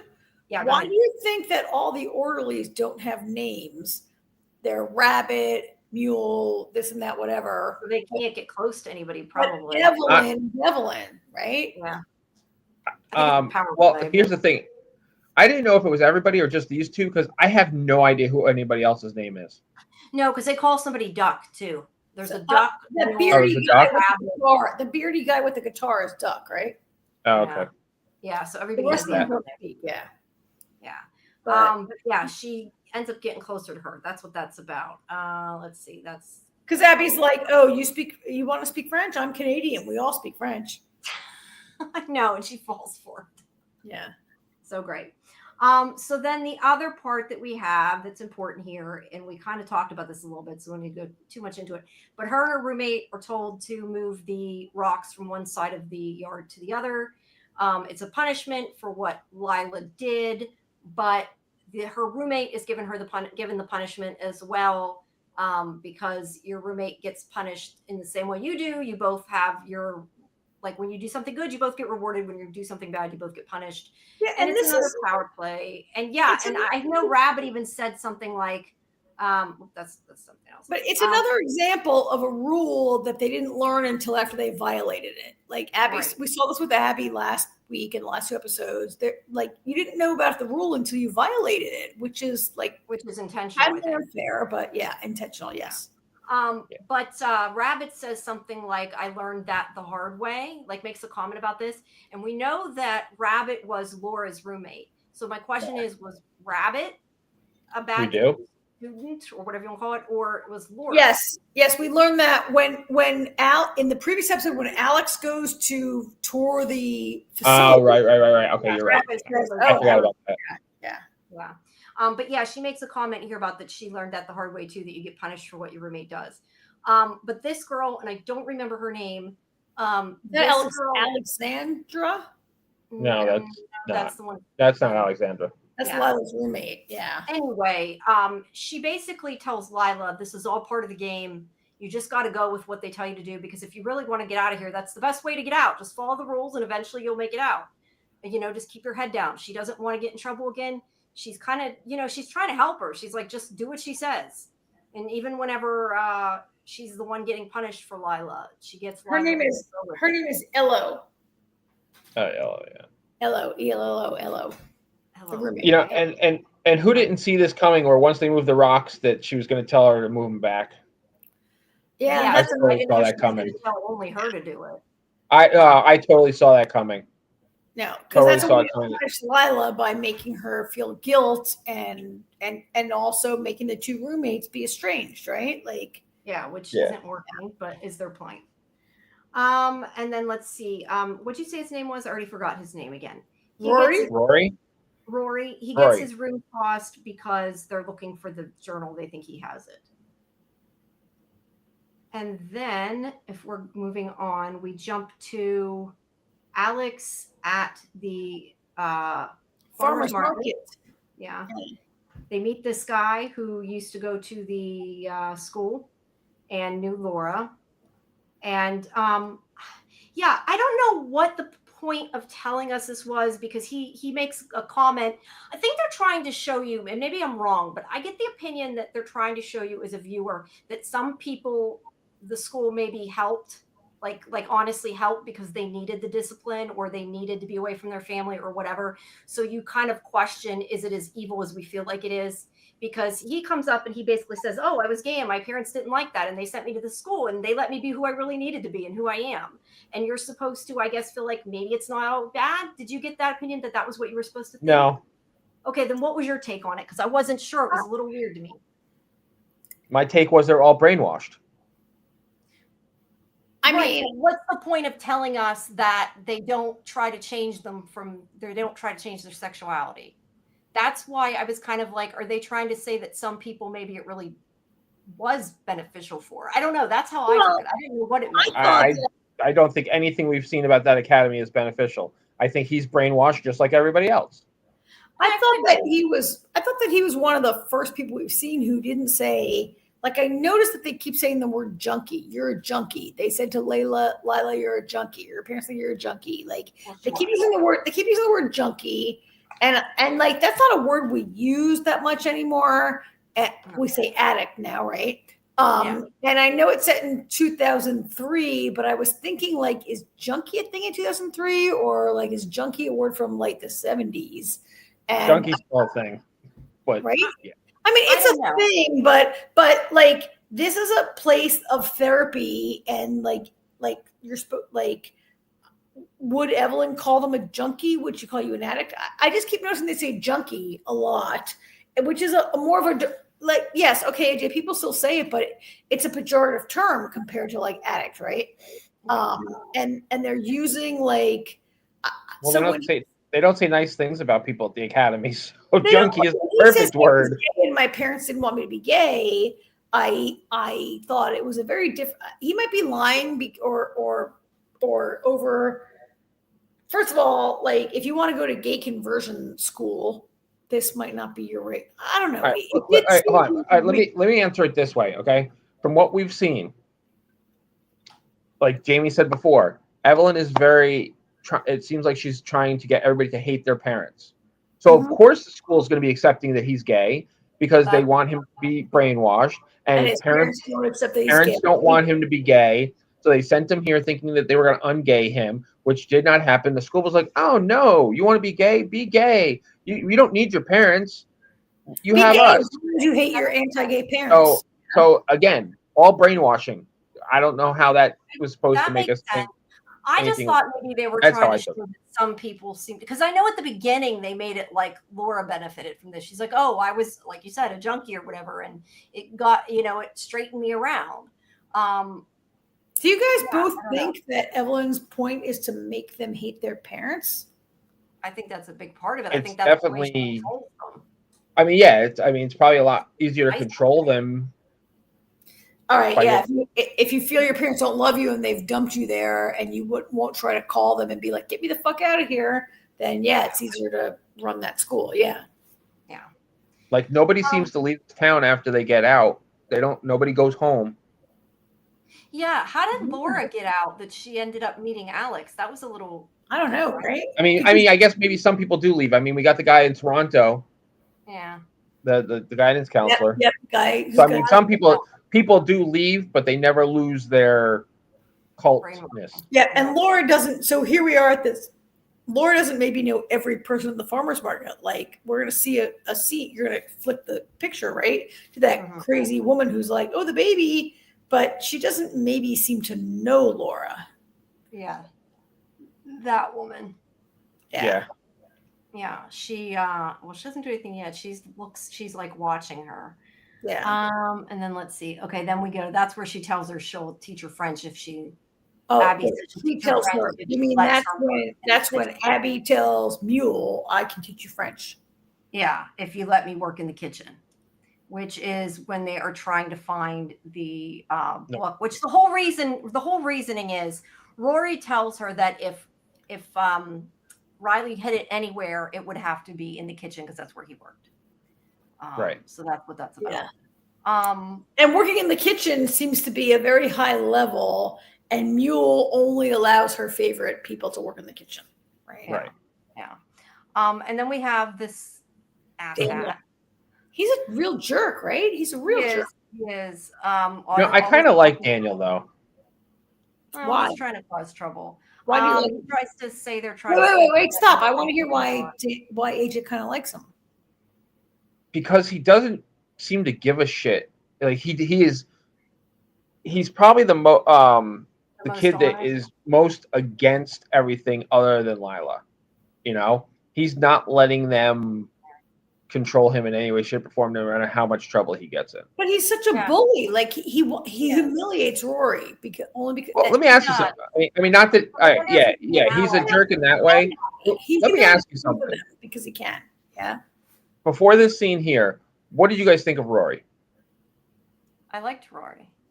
I feel like him and feel sorry for him. Like I think that he's a kid who, I mean, none of these kids belong here, but I think Rory's problems do not require him to be in this kind of a therapeutic school. I feel sorry for him. Does he lie? Yes, but that's what I'm saying. We don't know. These kids until this scene, we don't really know how much of a liar he is. Yeah. So that's why, prior to this scene, I liked Rory. But I felt like like everybody here, there's something off. There's something we don't know about him yet. And after the scene, we find out he's a compulsive liar. Like nothing Rory says is true at all. So it's like, you know what? I can almost kind of understand why some of the kids treat him the way they do. Because, I mean, if you're dealing with a compulsive liar, you know. That's what you're inferring from it, though. They never say that. I definitely didn't take it that way. Although it kind of makes sense, but I didn't. I agree with you, AJ, but I think maybe I thought he lies to protect himself, to aggrandize himself against bullies. Yeah. It has the opposite effect. I know, but he's like 15, 14, and maybe he doesn't get it. But I don't think. Okay, so is Rory a liar? Yes. Is Rory untrustworthy? Yes. Is Rory malicious? I think no. I mean, we don't know yet, but I think right now that Rory's not I don't think he's malicious. He's untrustworthy and he's a mess, but is he malicious? Daniel, I think, is malicious. I think he is, but I wonder if he could be an ally because you're right. He doesn't listen to he's not somebody who's going to I'm going to turn you in just to get them happy with me. Daniel? Daniel. Sorry. He's against the man. No, I think Daniel's like, I'll turn you in unless you give me 20 oatmeal packets or whatever. Maybe, but at least you know where you stand. I don't think Daniel would turn you in just to be a jerk, whereas Stacy would turn you in just to be a jerk, right? Right, definitely. But yeah, there's this whole scene where he tries to say they're sleeping together, and then he says, "Well, no, because she don't like you," and it's just like a whole bullying thing going on. It's very humiliating. It's hard to watch. It's really because clearly it looks like Rory likes Abby, or at least they're implying that. Whether he really does, because I thought, you know what I thought they were going to say? I thought they were going to say, whenever he said that he wasn't Riley's best friend, I thought they were going to say that he was like his boyfriend or something. Or that he hit on him and he was rejected or whatever. Yeah, and then that didn't go that way. That wasn't what happened. So I was a little surprised with that. Let's see a cute shot. Oh, this is when they have to move the rocks. This is the rock movie. Yeah, we talked about the rocks. And Lila didn't get it. Lila really didn't get it at first. No, she didn't, but I think by the end she does. And then back at the farmer's market, there's a puppet, and of course, our man in yellow there, Doug Hughes. The man in yellow, yes. Did you recognize him? Yes, I did. Yeah. He's one of the star learners, and he's going to make, he's like, I'll make you Well, blankets. and to be fair, he's wearing a hat that is very like the man in yellow, right? That's true. I doubt that's why, but that's true. No, but the hat happens to be like that hat made him. It is. More like, but yeah, whether we'll see him again, I don't know, because I haven't seen the rest of the series, but I'm guessing this might be it. And but Alex is like, oh, can you make a little baby hat? Can you make a little? And the guy's like, oh, I've never made one that small, but I'll try to make a baby hat and I'll drop it by the house. And Alex is like, fuck, another person who knows who I am and who the hell. Right? And I think this was a clue here, though, the fact that he's never made anything for a baby. Like when people knit or whatever, they usually make baby stuff, but he's never made a baby blanket. That's true. Like the first sock I needed, they were like, start with a baby sock. It's very small. Yeah. Start with a baby blanket. It's very small. Yeah. Yeah, so I think that was probably cluing us in, and we didn't pick up on it. I definitely didn't. And then there's a scene where the lady flips out over her baby, which was really creepy. And what she says is like, "Oh, perfect baby, I love you already," and she like falls on her knees and starts crying. Maybe the baby is going to take over for Evelyn. Maybe the baby's being bred to take over. Maybe it's like Rosemary's Baby, and it's like, yeah, I don't know, something. Okay, then we have the spray painting, and we already talked about this. We find out that the kid here, this kid, I don't know his name, he is living with Wayne. That these kids, after they're done at the school, they get placed in the town with different residents, which pretty much means likely everybody does, and probably none of them go back to their parents, or at least that's their hope. That's the impression. Yeah, and this is where I mean, did you guys both think that when you saw this, that no kid ever goes home, they all stay? No, but I'm guessing that's what it's implying. That was the impression I got from this scene. I definitely started to wonder that. Yeah. And I mean, where Alex realizes there's no kids here, because he starts asking, what do you ever talk to kids who don't go to the school? And he's like, what? Like what kids? Like there are. Yeah, it's funny. Until Alex said something, I hadn't even noticed. Nope, I didn't either. And that's why Alex says they don't notice it, because it's something that's missing, not something that's there. But yes, there are no children in the town except graduates of the school. Well, I didn't notice there were no children either. And it made me think, AJ, you watch Peacemaker, right? Yeah. So I know where you're going with it. I mean, it was very similar to what happened on Peacemaker, like in these last 2 weeks, where Jamie okay, if anybody has not watched Peacemaker, sorry, I just dropped an ice cube on the floor. If you haven't watched Peacemaker, cover your ears now while I'm going to give a spoiler. Jamie, in Peacemaker, he goes to another dimension where he thinks his life is so much better, and then he realizes there are no Black people. And James Gunn was very careful, in all the background scenes, there were no Black people, and a lot of fans didn't notice it. It wasn't just Black people. There was nobody. There was only white people. Nobody of any kind of color. And the reason behind it is because the Nazis won World War II. Okay, that makes sense. But it was kind of a similar thing where it's in the background and you don't notice it until they tell you, right? Yeah, until it happens, then you're like, oh shit, how did I not see that? Yeah. Yeah. So very similar in the same week of these two episodes, this idea that, there's no children, and did we notice it? But now we notice it. Yeah. And then we have, here is Laura helping that woman. And I still think she seemed like she was chanting to her like something Evelyn would say, which is where I had gotten that from. I mean, I don't want to disagree with you. I personally felt it was a little more like a kind of Eastern laying hands, like channeling energy kind of thing, but it was weird. Yeah, it was. I don't know. It sounded like brainwashing stuff to me. Laura wasn't like, "Oh, I'm a therapist. Call me tomorrow." Yeah, she was like, "Oh, you can do this." All right. So then, we go to back to the school, and this is where Stacy tells her that she's getting a special perk, and basically says she's going to leap because she's at the highest level, which means she's passed the school, I guess, and she's ready to graduate, basically. And look at that shot where Stacy is standing on a step, so she's like 2 feet taller than the girl she's talking to, right? I mean, this step is called ascend, right? Ascended. It's called ascend. She's already at ascend. Now we learn there's a secret level above ascend that Stacy's going to. Yeah. Yeah. How do you guys feel about Stacy over these, like before the scene? She is creepy as hell. I hate. She's creepy. I do not like Stacy. I don't like Stacy either. As a character, I don't either. I don't like her either. So I mean, I don't like her either, but I kind of feel like has Stacy been so abused that she's like this perpetually sunny kind of, and yet it sounded like she was sick, like she had OCD, and she thinks this is going to cure her. That's what I got out of it. I don't know. I wonder if that's what they were implying or not, but she keeps saying like I wanted to be clean. I don't know if that's what they meant or not, but that was kind of how I wonder how much of this was Stacy before she got there and how much she is since she got there. Because I think if you're an OCD person, and we saw her scratching her leg and whatever, and that's brought up,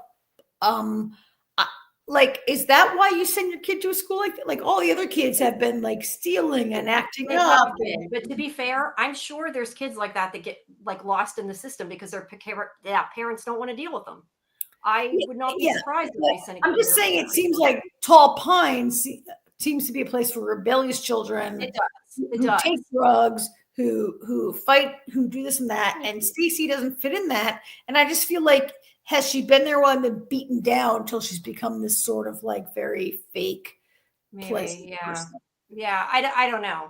But either way, I think took it that way and took it that she thought that this was going to cure her of whatever is wrong. Oh, whatever this thing Evelyn is saying, I'm going to do for you. She thinks is the whole cure for adulthood. That's why I took it that like she came in there maybe with that and was kind of like, oh, I graduate and everything will be all, what is it? Rainbows and sunshine or puppies and whatever they say in Z Nation. I forget. I feel like a part of this show is about like they're trying to cure like being a teenager. They're trying to cure rebellion. They're trying to cure like things that maybe are natural. Like I'm not saying that like a lot of teenagers drink a little, try a few drugs.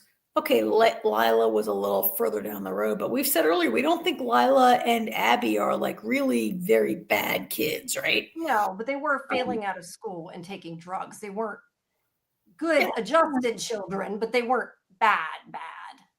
But they weren't like stealing things and beating people up and that kind of thing. And it feels like their parents went from zero to nuclear.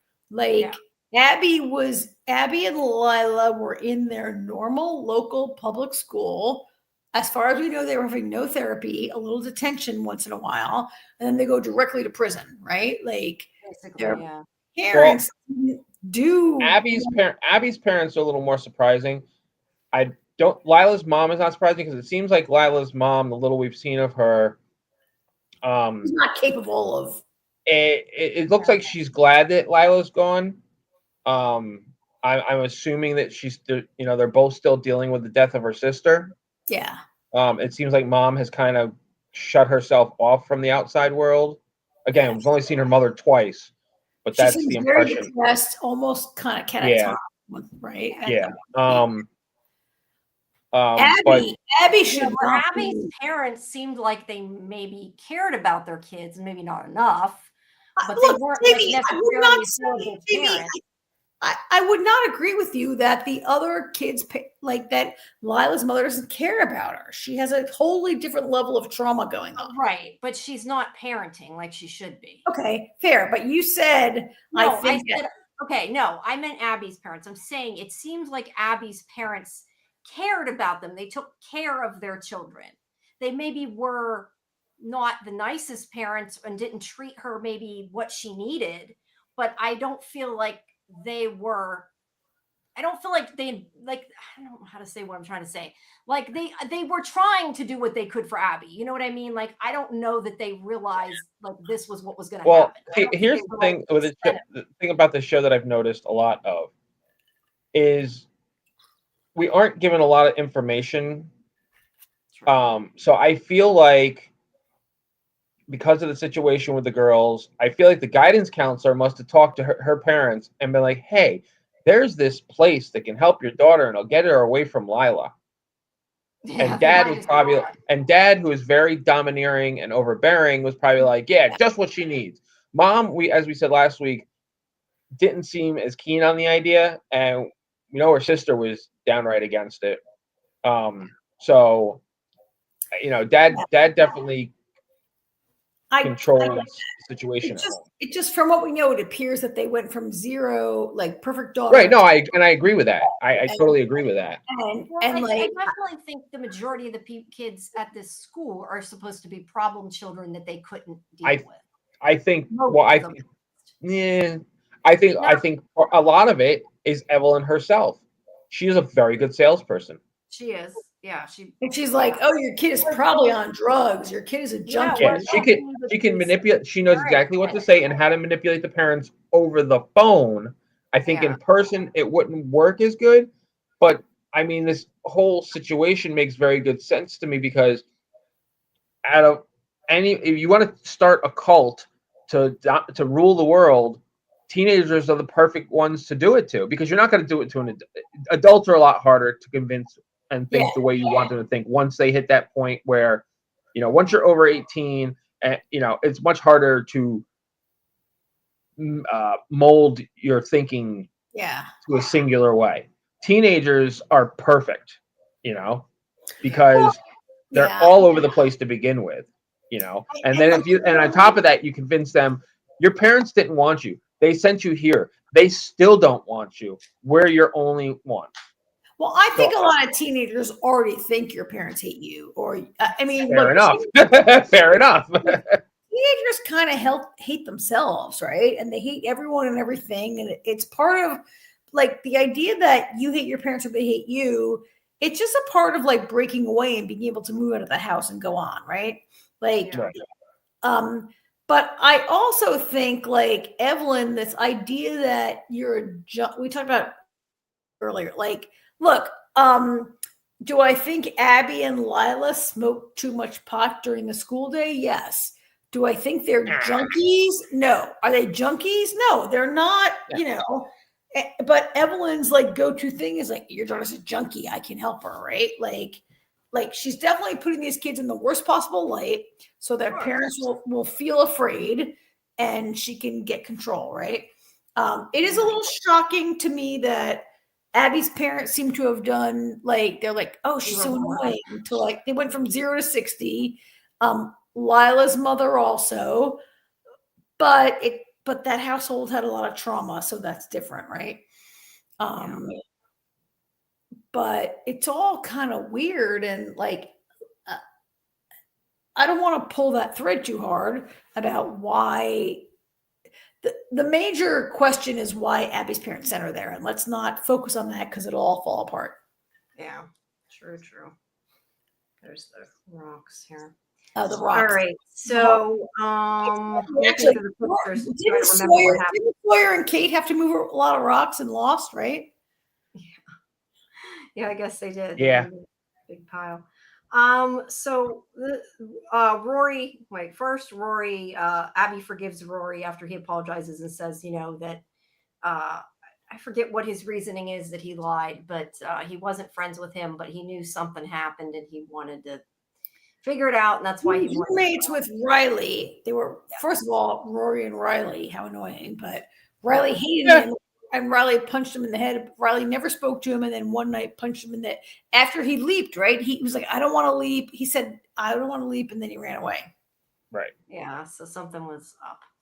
So yeah, she forgives him, and he becomes a diversion and drinks soap. I thought he was just going to get the diarrhea everywhere. I didn't know he was going to throw up everywhere. Awesome. But yeah, it was awesome. But he spews blue soap everywhere, and she sneaks back down into the basement. He took one for the team, big time. Yeah, and this is where she sees the leap, which I don't know is some really fucked up baptism. Is the only way I could describe it. That's Stacy's leap. Yeah, she sees. Yeah, Stacy. They put her in the water, which I guess is not clean And water. I want to make this bigger so I can see it. Is that a little better? I can zoom in a little bit. No. I need to make it bigger on my own thing. Oh, okay. Yeah, there's somebody standing up against the thing, and she's in the water, right? Yeah, and this is where they're chanting that stuff or whatever about, like you said, on your mother. You're lying in your bed. You're crying for your mother, and the creepy part is when they're like, your mother opens her mouth. Inside her mouth is a door, right? That's so creepy. Yeah, it's weird. And that freestanding door is there. Whatever it is, it seems to do what they wanted it to. She starts yelling. We don't really know what is going on yet. Is it mental? Is it psychological? Is it the door? Are you on drugs? Are you having religious experience? Is it sci-fi? We have no idea yet, right? Oh, yeah. But whatever it was they were trying to accomplish, they seem to have accomplished it. And Abby has seen it happen and is freaked out. Then there is some stuff with the two of them fighting because this is where Alex says to Laura, there's no children here. It's only, that I noticed this. And she finds out that Laura already realized this. And this is where Laura says, but it's going to be different. Ours is going to be the first baby. And then they're going to have other children here too. And that's where I'm kind of like, what? Either A, Evelyn is completely lying to her and they're going to take this baby away from her, or there's something else going on we're totally not getting yet, is the way I took this scene. So I felt like it's maybe a setup. Like Laura has married Alex. She's gotten pregnant by, whatever it means. I would assume artificial insemination. Artificial insemination, right? and at this point, I was like, wait a minute, is Laura in on this like no baby thing, and she's lured Alex into like coming here, right? Like has Laura been planning this? Could be Evelyn's lying to her too. Yeah. No. Yes. Also, I personally suspected Laura at this moment. I wasn't sure what to think, but like I said, for all we know, she could have been inseminated with an egg from maybe Evelyn had her eggs frozen and she was inseminated with her egg because they couldn't get pregnant. Who knows? Well, I think it's probably Laura is the biological mother. Yes, whatever. But I guess I do believe that Alex and Laura are a legitimate couple, married couple in love. Yes, but it's not, Jamie. Unless it's a clone. I want a clarification. Both their babies anyway. Jamie, Evelyn had her eggs frozen because who couldn't get pregnant? No, I said for all we know, maybe Evelyn had her eggs frozen and Laura's been inseminated with Evelyn's eggs. I was just saying, right. Like, is it possible that she was inseminated with her baby? And I heard you say that part, but then I thought you said because they couldn't get pregnant. No, I said because it's not, unless it's a clone, it can't be genetically both Laura and Alex's child, obviously. Yeah, there might be ways. One or the other, but not both. Yeah, okay, so... it doesn't really matter. What matters is like what the plans are for this baby. No, I was just I misheard. I guess I heard I heard. No, I was just saying like maybe because remember how I said like maybe she's like grooming Laura. It made me think like, is it possible that she wants the baby, and that's why I said like maybe like you see all those movies where like they inseminate the woman with somebody else's egg or whatever. Oh no, I think it's possible she wants the baby, but I think it's more psychological and whatever because of like. I do think that Laura's time at the academy makes her very susceptible to Evelyn and maybe sorry for my camera. I think that at watching this at this point, I think that Laura fell in love with Alex for whatever reason. They decided to get pregnant. They're having a baby. She's already pregnant when they decide to move back to Tall Pines, right? Right. So I don't see any way that there could be any like suspicious nonsense with their whatever, right? I get why you think it though, Jamie. No, The yeah, whole I'm thing just was crazy town, right? But yeah, it is. but I really thought at that moment that like, has Laura been in on it and has she lured Alex into something, or has Laura also genuinely been lured into it as well? Laura has been brainwashed because Laura even says something to her like, "I don't know why I keep listening to Evelyn." She says So, to like, him, to Alex, she you says mean? to Alex. Sorry, she says to Alex. So she seems to know. There seems to be a part of her that knows that maybe Evelyn isn't 100% what she should be listening to. Yeah, I don't know. Yeah.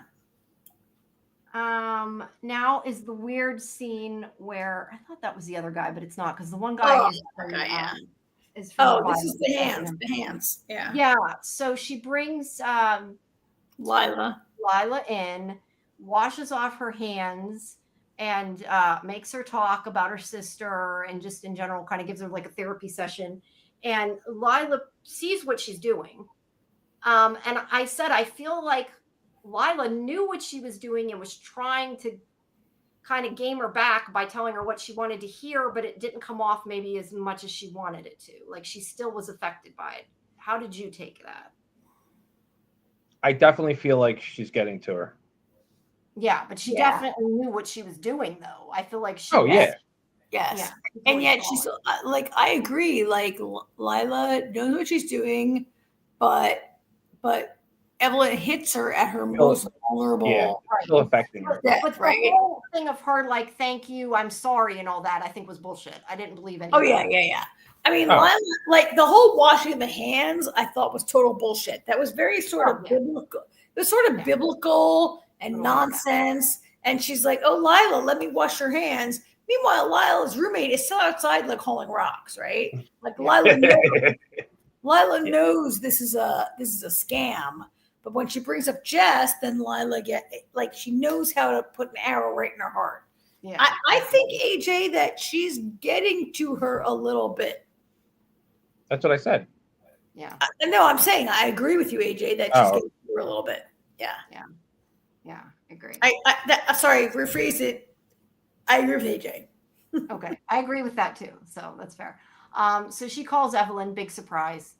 Laura does, and tells her what's going on. And Evelyn, this is where she tells Evelyn that she loves Alex, and if Alex wants to leave, she's leaving with him. And this is where Evelyn starts blackmailing her, which surprised me. That part I didn't expect. Yeah, I didn't either.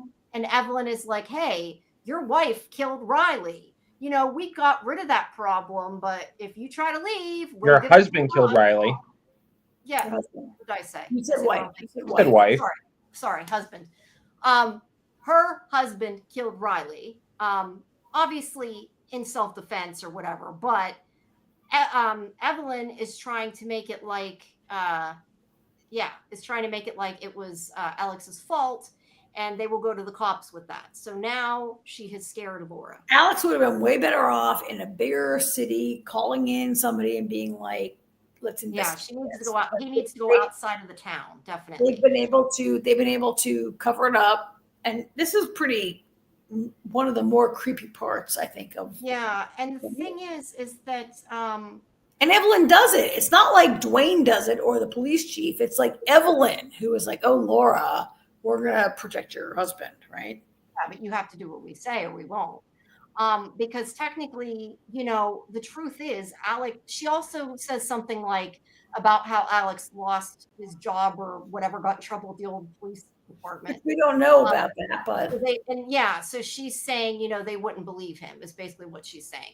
Because technically, Alex could go to a real policeman outside of the town and say, this is not get in trouble, but it's scaring Laura. She's blackmailing. Yeah, she says something along the lines of, and nobody's going to believe Alex because of his past. Yes. Yeah. Not that we know what that is. Yes, we do not know. All right. Then we I kind of want to know what that is. I kind of really want to know what that is. Yeah, I definitely do too. Yeah, I'd like to know. Okay, then we have Lila, who is watching the girl that I can't remember her name getting undressed. It's clear her roommate. Ella. I definitely think they're implying that they're going to have some kind of relationship. Really? I thought that, I mean, to me, it looked like she was watching her get undressed. I mean, it wasn't, she may not have been, but to me, that's what it was implying. You're right. They did show her taking off her shirt. We saw her bare back without her bra. Yeah, but she seemed to be part where they touch hands, trying to covertly watch her. But yeah, her holding her hand, I don't think necessarily means anything. I think she said something like, "I'm sorry," and I think she's kind of like, I didn't want this to happen to you. I think it was an apology. Holding hands. Yeah. No, I don't think that holding hands necessarily meant anything. I just mean, I definitely think Lila I think that Lila definitely has a crush, though.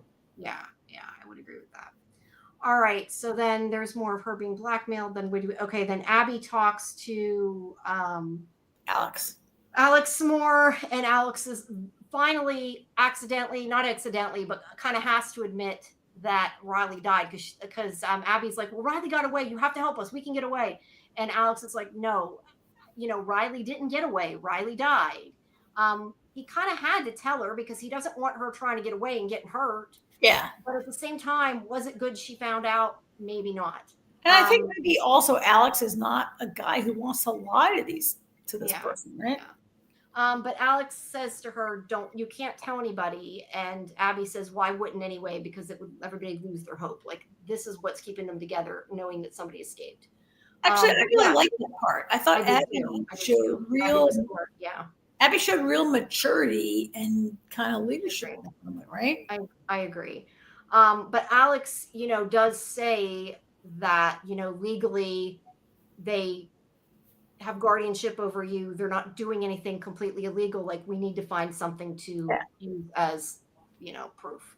Yeah, they're your guardian and we can't really, they're totally done. And Abby says things like, oh my God, all of our food is brown and there's no ketchup for the table. Yeah, I know. I know Jamie would consider that hell no ketchup, but I don't think that's true hell. But yeah, she's not happy with that. Yeah, I know. When she said all that, I'm thinking, yeah, that's really proving your case. So yeah, but she's stuck there for now. And then we see somebody, I forget who, is burning. It's Duck. It's burning. Now that I know his name, it's Duck. Okay, is burning Riley's notebook, and it says, "I can't see her face anymore." That is written there. So what does that mean? I can't see her face anymore. It's not lost. It's not lost. Don't read into it. Yeah. No, I doubt it. I don't know, but it could mean. I figured maybe it's like he can't see his mother's face anymore because she's like. Hearing you say it now, yeah, that would be my guess. I did not get that deep into it and read it. I didn't even notice it to show it, but I only noticed it because I'm looking at the screen capture up close. Yeah. And then this is where Stacey kisses her on the head. So creepy. So creepy. And Abby is clearly uncomfortable, but is afraid to do anything about it smartly. Yeah, very, very creepy. Stacey was kind of a very vindictive, I will tell on you, you're violating the rule. She was very and now she's like, I'm gonna kiss you good morning. She's changed 100%. Well, and that's the thing, because you are ascended and you leapt, you're allowed to touch people now. Yeah, I don't know. I'm wondering if she's leaving. Yeah, right. I thought maybe it was a goodbye, not a hello. But I don't know. Oh, it was maybe, weird. Yeah, maybe. I don't know. Either way, it was weird. Yeah. And then this is where we have Laura sleepwalking out into the water. And that was the end. Oh, she walks into the water. And now it brings her back. And she just walks in the water. Is at the end? Does Alex go in after her? Or she just stops in the water. Goes in after her. Alex does go in after her. Yeah. Brings her out. And that is the end. And she appears to be sleepwalking, right? Yeah. She appears to be sleepwalking. She's not. Well, apparently, I mean, the way Alex says it, I feel like it's a thing. Yeah. It's not the first time she's before from what happened. It's not her first sleepwalking. Yeah. It's not. Yeah. Wow. So much. Right. Yeah. All right. Well, for a show, there's not a lot to discuss. We discussed it way too long. Yes, we did. But it's pretty. There's so much going on. There is a lot. There is all the stuff that's going on with these kids and with Evelyn, and you're not really sure. And I had all some right. All right. Yeah. All right. Moving on. We will do episode 5 and 6 next week. So moving on to where is my Marvel? gotta find the file. Zombies. I got it. Did you cap it or did I only cap it? No, I did. I'm just trying to figure out why it's not showing. It's not letting me switch. Hold on. Oh, because I did a little bit of Marvel Zombies. Did it show or did I click the wrong thing? Oh, you clicked off of it. Okay, because I got pictures. If I can get it to show up, give me a second. All right, go ahead. I did like only the pictures that were from the press dump. So you do your thing. Yeah, I didn't take a whole lot, but I took some. So Marvel Zombies. So we had a long talk among the three of us on text yesterday, being like, "Do you need to know? Do you not need to know? Do you need to remember?" Blah blah blah blah blah. Yeah, I just wanted to remember more than drove ourselves crazy about it. So, this was the first. How many? 4? Really? Yeah, there's 4. Yes, 4, Karen. I don't know where you got 8 from. I watched everything that was up on my thing. So. I know, but that's what I'm saying. It was 4 half-hour episodes, so I don't know why you thought you watched so much. Because it felt like it was forever. I guess because it was annoying, and I didn't really like this that much. I mean, was it an okay way to watch some TV? Okay, but I didn't really. Yeah, I kind of felt the same. Like it was okay, but it wasn't great. I mean, I get like the point of it, and I think the idea of the superheroes and the zombies is kind of a cool idea, but I don't love the story, and I feel like the whole point of this story is just so they can kill as many superheroes as they can. So I want to ask AJ because I think Marvel Zombies might have been in the comic books, right? Yeah, it's a comic, yeah. So part of it was written by Kirkman. Have you read it, AJ? What do you think about it? I've read pieces of the zombies storyline, and I enjoyed this. It was just fun, you know. One thing I kind of liked was, you know, even though it's completely different, you know, separate alternate timeline, I kind of liked seeing the 3 young Avengers together. I did also. I like the characters. One thing I got to say about the show is I feel like they really don't want us to forget about Shang-Li because he's like in even though he's only had one movie, he's in everything else. He's been in What If a couple times. He's in this. All the animation, he's around. It's like they're like they don't want to. Now, one thing that I thought was kind of funny. Wait. What? What is it? Oh, Shang-Chi. Never mind. That is his superhero name, isn't it? Or is that his human name? I can't remember. No, it's Shang-Chi. He goes by Sean. He goes by Sean, but his name is Shang-Chi. Okay. I was thinking. But he goes by Sean. Because I was thinking. One thing that was kind of not that I think Blade is ever going to get made with all the problems that we've had, but Mashallah Ali was not doing the voice of Blade. No. Which is interesting because he has done the voice before, but he's not now. So. No, not everybody has joined in here, and I didn't love Blade in this. I mean, look, I'd like to see Blade being remade again, also, but I didn't really love Blade. And of course, Blade was actually the crossover. Blade Knight. They call him Blade Knight. Yeah, they call him Blade Knight. He's not really Blade as we know him, right? Which was a little disappointing, right? Well, he's still the Daywalker. I mean, he's still a vampire. Yeah, but he's also Moon Knight, which is pretty. I thought he was pretty cool. It was kind of cool, and I liked it later. Whenever they fried him, and you saw his skeleton, like it had vampire teeth. I thought that was cool. Yeah. So yeah, but the first part of the story is Kamala and Kate and Riri. Ironheart. And of course, they each have their own series on Disney Plus. But is their part of getting the transmitter that they think will save the world?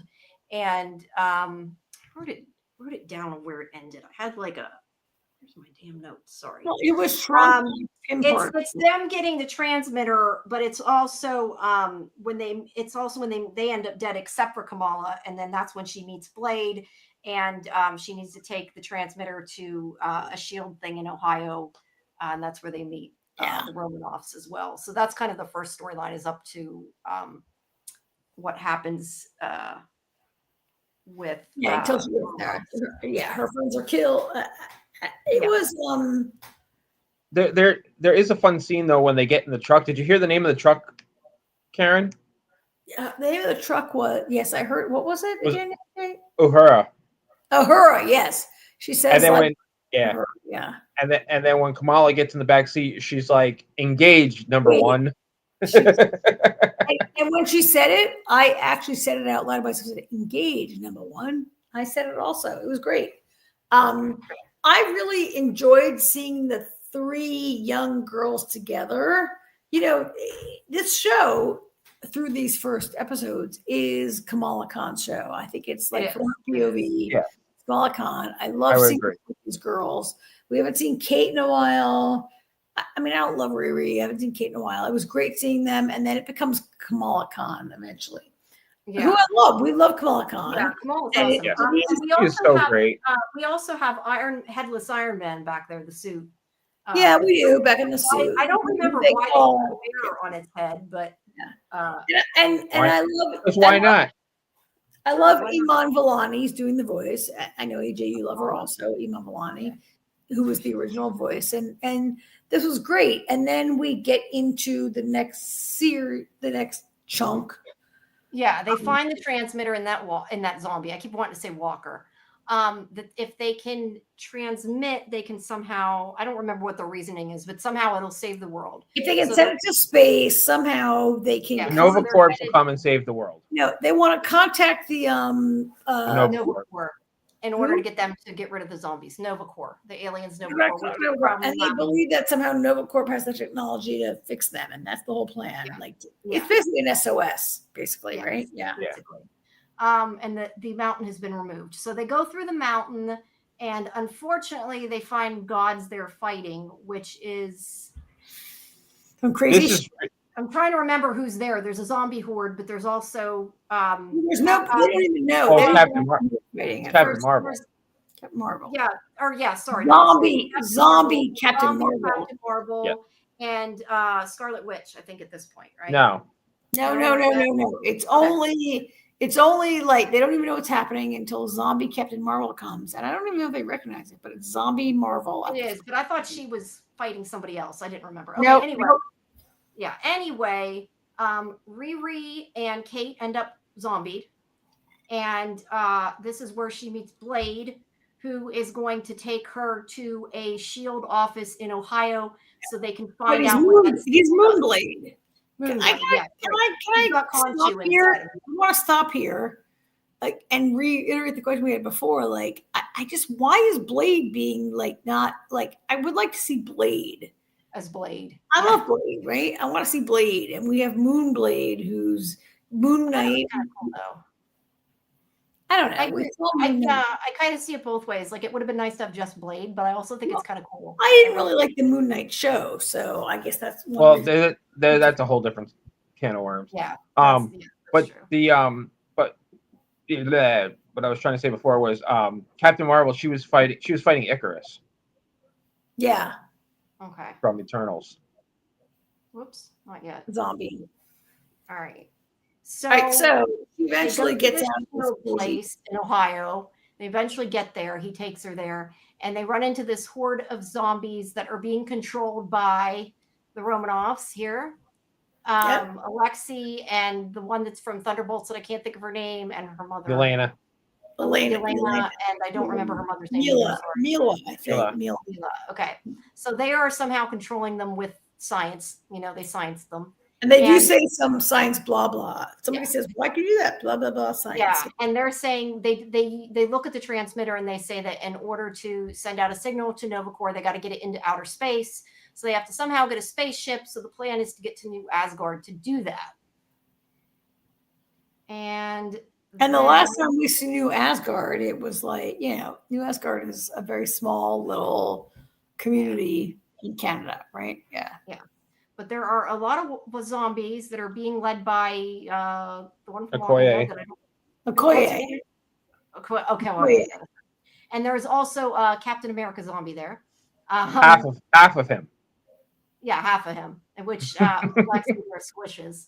But yeah, she does control again more of the zombie horde.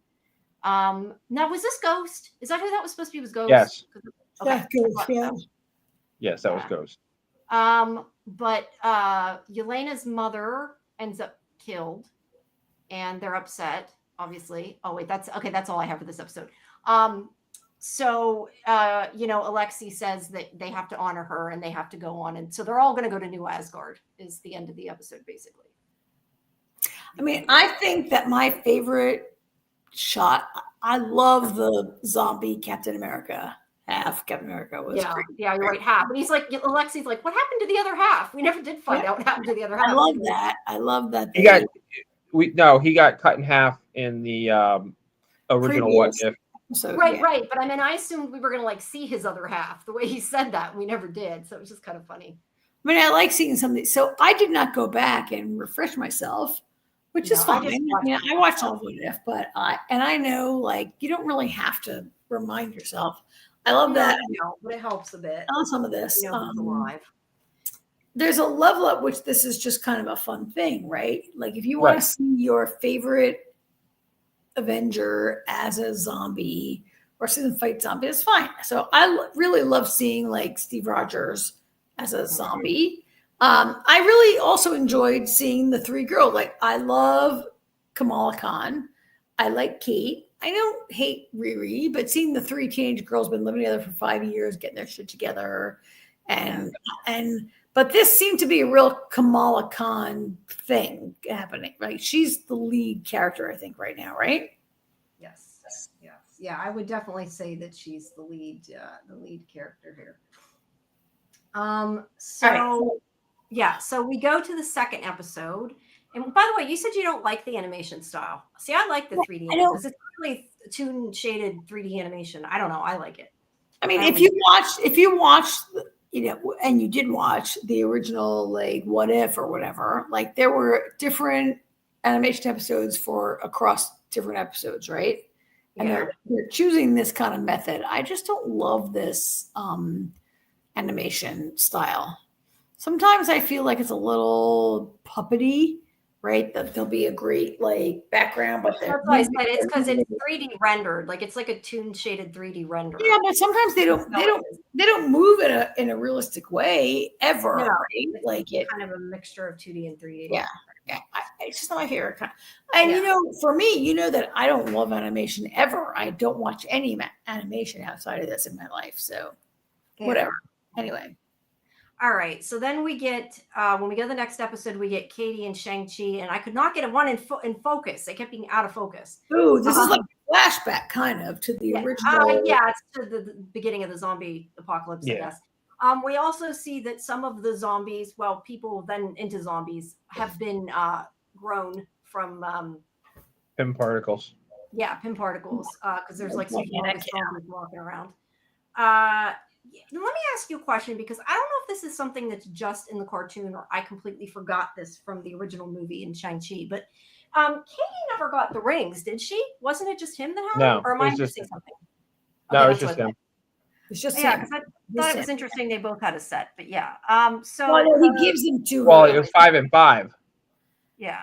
He had 10. He gives her 5 later in the episode. Yeah. And then this guy, I don't remember his name, but I love him. Jimmy Woo. That's Jimmy Woo. I'm looking at Jimmy Woo. Yeah. Jimmy Woo. Randall Park. I like Randall Park. He's there.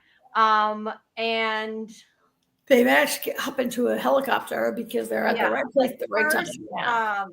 First, Shang-Chi's father, who's the one who has the rings, saves his son, who starts to turn into a zombie, by giving him the rings. And I do not understand why the rings stop him turning into a zombie, but it is what it is. Because it did. They close off his arm, they squeeze his arm off. I really thought they were going to chop off his arm, but I guess they couldn't do that and have him use the rings. So they didn't. They're magic. Yeah.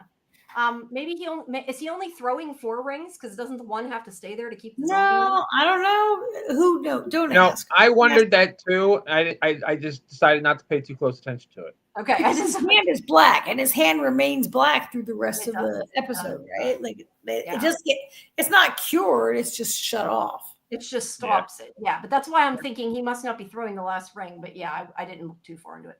Okay, so they get in the chopper, and he ends up giving Katie half the rings, like we said. Now, there's also this. Again, I don't remember a lot of their names. Silver Samurai. What is it? That's Silver Samurai. Silver Samurai. Well, that's not what he calls him though. Randall, Jimmy Woo. No, calls him he calls him death dealer, death bringer. He calls him Death Dealer. But that's it's Silver Samurai but I know who it is. It's Silver Samurai. Was a member of the Foot Clan. Okay.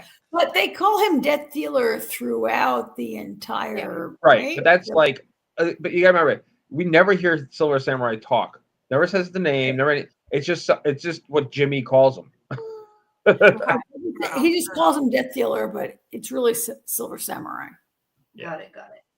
All right. So then there's this whole like Mad Max-esque scene in their cars when they're running around the desert. Which, I love this. And I love it. I'm not sure that it served a purpose, but I liked it. It's just them kind of, killing zombies and having fun. And I love they had this like Journey song. They were talking about it. And they do this like mess, and they're still. It was pretty cool. I liked it. I liked it a lot until they get to where they're going. Yeah, which I see is New Orleans. Yeah, City on the Sea, New Orleans. Right, I couldn't remember what it's called. And this guy here is the one that runs it. It's Baron Zemo. I didn't take note of that many notes. Okay, Zemo. He's very generic. He's a generic white guy. He's a generic white guy. Well, he's a villain. Yeah, I know, but he's not distinctive.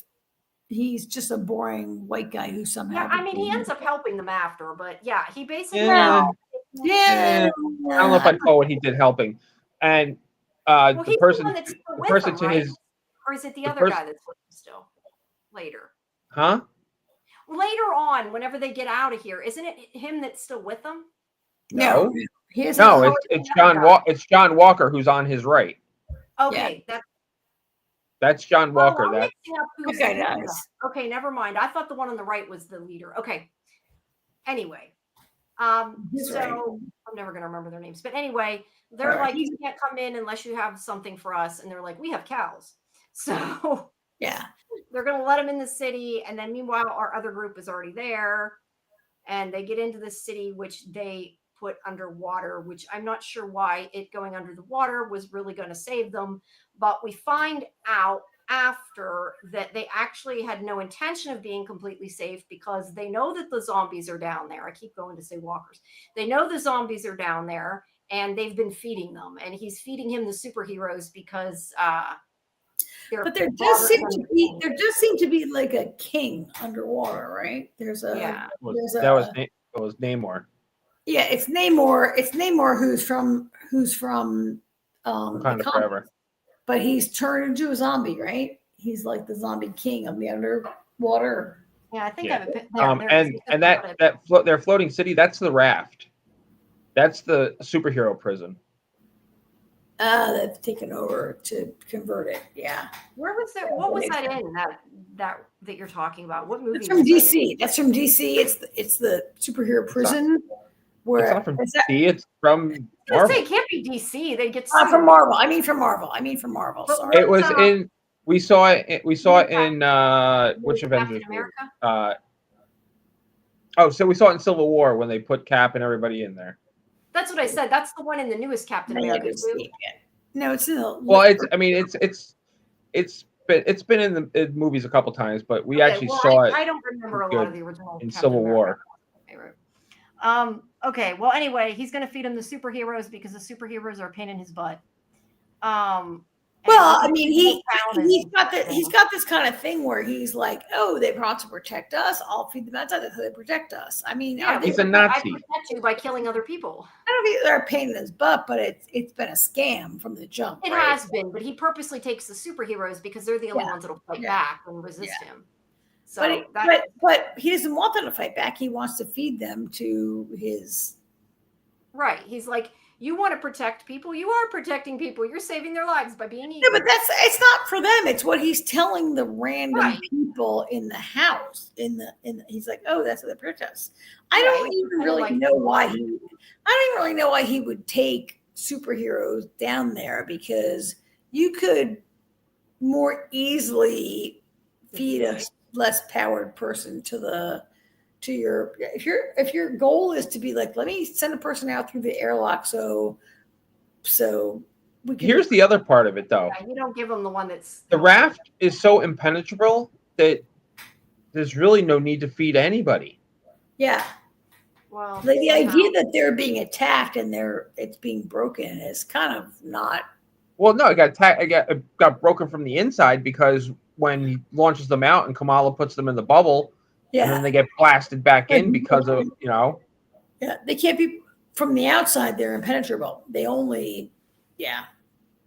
I mean, it's a prison to house superheroes.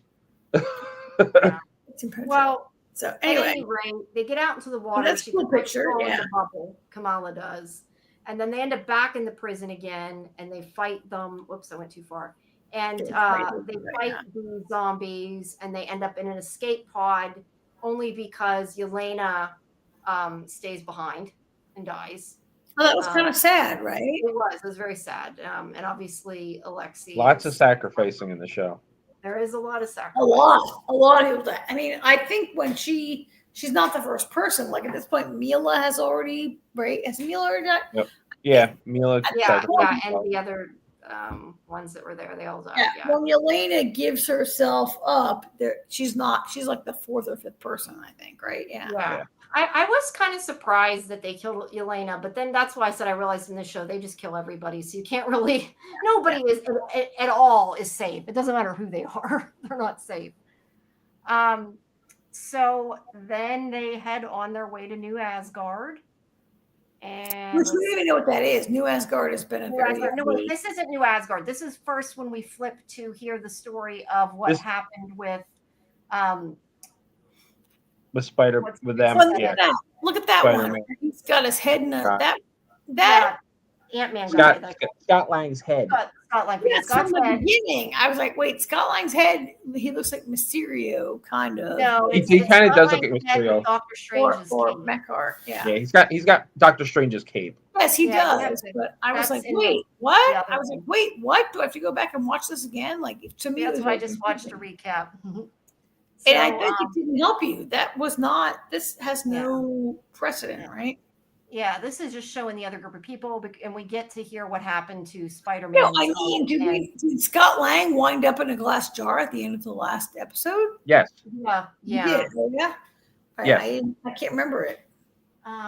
So, God, I'm so bad with names. And there's Spidey, and there's we're already seeing like this, like Black Panther fighting Thanos. Okay, that's not Black Panther. Okay. So they, in the meantime, are fighting Thanos, who has Zombie Thanos. Sorry, who has 5 of the Infinity Stones. And I'm I guess stupid because I don't know why I did not realize, and I knew this, but it wasn't computing that the Gauntlet had 6 stones, not 5. Because I kept looking at it and thinking, it's already got a yellow stone. What the hell? And I forgot that there was it's like the Mind Stone, the Soul. They have the Mind Stone that they got from Vision. And they need to not let him get it. And they end up, Black Panther ends up knocking out open. And there's also this part here with Thor and, God, what is it with me today? Rocket and Groot. Groot and Anyway, everybody but Thor gets killed. He does not. We don't know this yet, but we think all 3 gets killed. But Black Panther ends up knocking Thanos down into the earth where the Vibranium. I'm sorry. Oh my God. It's too late at night. Where the vibranium is. Yeah. This is why I usually take notes. Then it blows and it blows up. Yeah. So Thanos is for now gone. But so is Black Panther. So all that is left is the 2 of them, and they are brought into the Doctor Strange, whatever you call it, their area by I remember that the Centaur was there, but I don't remember who he is, but I remember it's a Minotaur. Minotaur, not Centaur. I'm sorry, Minotaur. Duh. So Minotaur. I got a pic that I uploaded because I wanted to show you guys this real quick. During the fight with Thanos, there is a little cameo during the fight. If it would come on, you guys see Uatu? Oh yeah, up in the Up in the clouds. Look at him. The Watcher is watching. Yeah. Oh, Ooh, yeah. that's cool. Okay, No, I you can didn't put it know back that. now, Jamie. Okay, well, you have to unshow what you. Oh, What? okay. Yeah, that's cool. And Yeah. he can't be trusted, right? That he wouldn't change stuff. Yeah. Yeah. You only did that once Yeah. or twice. So they are going to fight with them there. And let's see, she talks to Alexei and everything. And then they go to, this is where they go to New Asgard, where Valkyrie is. Where New Asgard seems to be not what they were expecting when they get there, because Yeah, they're just having revels, and Valkyrie's like, you can't come in. And Khonshu gets them in by saying, hey, I'm going, because she says it's for gods only. And he's like, what the hell, man? yeah, I mean, and again, that was cool, but again, I don't love that Blade is really Khonshu and not really Blade, right? Like I get they can't make it like Moon Knight, whatever, but I wish Blade could be Blade. Like, why is Blade not whatever? Because that's some of the fun, Karen, of alternate universes. Things don't go the same way. Yeah, I guess. Yeah. All right. Anyway, so they're going in. They're going to the big feast that Valkyrie's having. Yeah. And there's Khonshu coming out. So yeah, they go to this feast and they find out, we really didn't mention Scarlet Witch before now. Scarlet Witch was in it earlier at some point. Well, she's only been in Kamala's dreams. Yeah, she wasn't in very much, but she's the Queen of the Dead. And so they're having their feast here. The Lex and Thor's inert. I think there's Thor. Thor is like in pain because of his friends dying and isn't doing anything. So yeah, but they find out from her coming out, not just from Valkyrie, but that Scarlet Witch is there, and she appears to be human. And I thought maybe they cured her. I was like, what the hell? But no, she has somehow used her magic to control her thoughts and can look human. But is still a zombie. That's the one thing to me that's like kind of confusing about these stories. She's not a zombie. She's not a zombie. She's a human. She's still Queen of the Dead. Oh, she's a zombie. She's a zombie. She's just like turning it off or whatever, so they can't see it with her magic. She's glamoring. Yeah, she's glamoring them basically. She's absolutely. And that's the part that it kind of confuses me about the story, because like the zombies have brains, like they retain their powers, they retain an ability to think, which is a little confusing to me, but it is what it is. But yeah, she wants Kamala to join her, but really she just wants to turn everybody into zombies because she's the Queen of the Dead and she's been lying to them. Maybe. Yeah, because at first she's like, oh no, I'm just trying to help everybody. But then you find out that she has glamored all their food and it's all zombie body parts or maybe human. Yeah, but it's to turn them into the army that she needs. Like she keeps telling Kamala, like, but an army to defeat what? Like she says, look, I'm sorry I had to trick them, but I need an army. Right, like I mean, there's a chance that maybe she thinks she's right, and she might want to, do a thing that we might care about. Right? She's right. She thinks she's the champion of the story right now. Right, but she could be maybe right. I don't know. Well, then you find out that she wants an army of the dead and that she has been feeding everybody glamored food that was actually zombie body parts or infected body parts, whatever. And but I would say that she feels like she's met a last resort and this is all she can do. Really? You think that Scarlet Witch is still good in there? Yes, I think that what she says to Kamala in this episode is she's like, look, I'm trying and I didn't want to do that, but I have no choice. I need an army, and this is how How did you feel, AJ? Because I thought. How did you buy that crock of shit? I didn't buy it. I'm not saying I think it's the right decision. I'm saying that's what she decided. She's like, I'm sorry, but I need to mobilize these guys. She's not. Yeah, it's all. Yeah, she's not sorry because her whole goal. We don't know yet who she needs the army against. But her whole goal, because she's the Queen of the Dead, she's the ruler of the world. She's not going to let somebody else is preventing her from doing that. Kamala that because she needs Kamala. Yeah. But she's turned, because the thing is when they first get into Asgard, Valkyrie says that, they don't have to worry about the zombies. They're fine in this place behind the walls. But now now all the gods are turning into zombies. Now, I was a little confused by this. I thought it meant that Alexei ate his own fingers. I was a little like, what? No, he said I ate a lot of fingers. Okay, because he didn't turn right away, which to me was confusing. But because he hasn't been eating it as long as the rest of them. I guess so, yeah. But they're all, so they all start fighting each other. And there is where that guy dies. And I forget who all makes it out of here. I forget who all dies, but some of them don't make it out. Some of them do. Shang-Chi, Katie, and Jimmy Woo, and Blade. They all make it out. Okay. But they're going to a ship because they need to get in a ship in order to use the transmitter to send out the signal to Nova Corps. Yeah. And I didn't have a picture of it here. I thought I did. But they go to get on, and that's when they find out that Alexei is infected and turns into a zombie. But Kamala uses her power to get rid of him. And Thor is actually who saves them because he distracts Scarlet Witch so they can get in there. And Kamala's like, you have to come with us. You're an Avenger, and you're the last Avenger. And he's like, no, you are. And he says she's like, you're the last Avenger. He's like, no, you are now. That was kind of it was hard. Kind of but it doesn't nice little passing torch. It doesn't mean you won't see some more zombies in the form, right? Avengers zombies. But he's right. He's the last alive Avenger, she meant. But yes. But so he protects them to get them there. They go up into the ship. They put it, and she uses her tech to send out the signal to Nova Corps. And then they find out, oh shit, Nova Corps has known it this whole time, and Nova Corps is stopping them from leaving the solar system.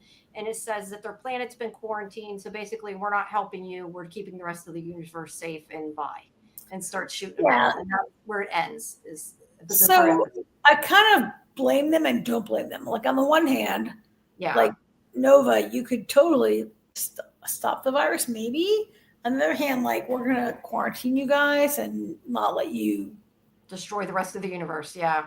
Well, okay, but not let you leave. Like destroy the universe, yes, but not you. Like, I mean, we don't really know if Nova Corps is doing it because it's the right thing to do or because they can do it, right? Yeah, taking it at face value, though.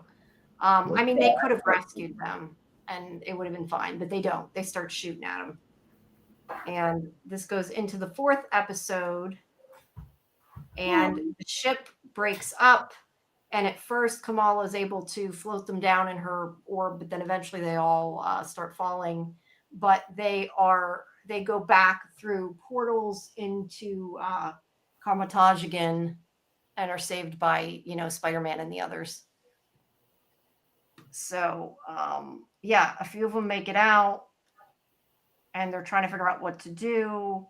And then this is where they hear about Scarlet Witch and the Hulk, like what's going on right now. Yeah. Which is basically that the Hulk, in order to stop Thanos, what he did was they needed somebody who could take all the stones into their body is what they needed. Yeah, which he did, like he did in the early part of when we saw it earlier. Well, we knew that Bruce as the Hulk could wear the gauntlet.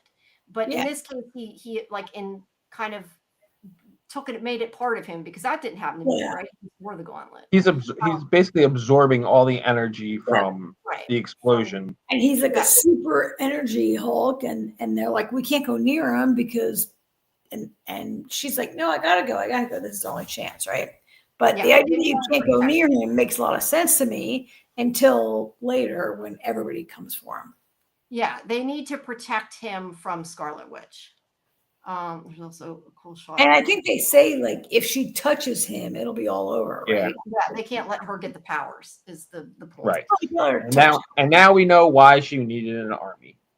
Yes. Because of. And although, to be fair, the army is, like, decimated in seconds once they get there. I don't know about seconds. I mean, that's a pretty lengthy entire episode of a fight. You know what I mean. It's decimated very quickly. Kamala's upset that she feels like she's leading everybody to their death, but he's like, we're all willingly going with you. Shang-Chi. And yeah, they're going to go protect Hulk. It's like the last stand, right? Yeah. So there's the zombie army there, and Scarlet Witch.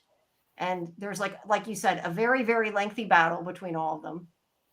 And eventually Scarlet Witch, I took pictures of the hordes and stuff. Cool. It's very cool. Eventually Scarlet does get to the Hulk and starts taking his powers, but she needs Kamala. Now, I did not understand why she needed Kamala's powers. That part I still don't quite get. But she's trying to I don't get that part yet either. She's trying to brainwash Kamala into thinking, which apparently worked on Karen, into thinking that she wants to save everybody. Yeah. And and Kamala's like, no, my friends died. They can't have died for nothing. And then she brings all their zombie versions out. And eventually she does touch Kamala and start taking her powers. But in the meantime, I think Shang-Chi gets killed, right? Okay, first Thor comes, zombie Thor comes. There's more to the fight. Oh, yeah, there's where Shang-Chi gets bit. Yeah. But yeah, eventually Blade gets eviscerated. Oh yeah, Blade gets eviscerated. Well, yeah, he gets eviscerated by Thor. Thor kills Blade. Yes. Sorry, like I said, I didn't take tons of pictures at this time. Because there was 4 episodes. I'm like, I can't take that many. But eventually she tricks Kamala into taking her hand and giving her powers. And then Kamala wakes up, we think. We don't know at this point what's going on. She comes to, and she's back in the real world with Riri and Kate. And you don't know what the hell's going on. It's like it never happened. And yeah, for a moment, I was kind of like, okay, what's going on? Maybe it's a reset. Maybe it's a reset back to. Yeah, at this point, I did think maybe I was wrong, and she was, Wanda even says everything's reset. Like when she touching the Hulk and Kamala at the same time, she's she says, and everything old is new again. Yeah, but it's all an illusion. I mean, it's none of it's real. Yeah, so it looks like everybody's safe and there's no zombies, but Kamala ends up seeing behind into the real world where the zombies are because Riri has hacked it. So we know Riri's actually alive. She's the only, we didn't know that. She survived. Well, that's the thing. We didn't see her die. No body, no dead. Right. So she hacked whatever it is, Scarlet Witch's magic. Whatever, yeah. I'm not exactly sure how she hacked it, if it's magic, but she hacked it, and it allows Kamala to see what's really going on for a split second, and then that's the end. Right. Yeah, and that's where I was like, "What the fuck did I just watch?" I didn't hear anything about a season 2. I thought this was the only thing. So they're hoping for. It has not been renewed yet. They're hoping for a season 2. It's gonna depend on viewership. If the numbers season 2, I thought they already have a blueprint of what second season's going to be. It's just a matter. It's up to Disney, and according to Disney, it's up to us. The more people that watch it, they'll get a season 2. If nobody watches it, no season 2. Okay, fair. Right. Well, that's as long as it comes back, that's fine. If it doesn't, then it's kind of like, what was the point of that? I feel like because Jamie, not for nothing, how many shows that we've watched that have gotten canceled after one season? I know. But like I said, what was the point of the peripheral? I thought they had made it with the intent of not making another one. I didn't realize they had intended another one. That's a little different. I mean, I prefer them put money into making a new Shield, but it is what it is. Yeah. All right. Yeah. Maybe we'll get more. Maybe we won't. We hope. Let me ask you, AJ, is any of this the story from the comics or no? There's lots of different stories. So, I mean, I'm pretty sure. I have a feeling. I think they just made up their own shit. Yeah, maybe. And I was going to say, there was something at the beginning of the second episode, which I wondered if it was meant to be an Easter egg, and I wrote it down, but I didn't take a picture of it. Whenever, oh, geez, I told you, I'm like, I don't know, I'm worse today than I normally am. Katie, whenever Katie is with Shang-Chi in the beginning, there's like a huge bird. And I wondered if that was supposed to be like an Easter egg from Little Mermaid, because it totally looked like Scott. It was like a big seagull. Yeah. She played a seagull in Little Mermaid. That's why I think it was meant to be an Easter egg for that. I don't know. That was kind of funny.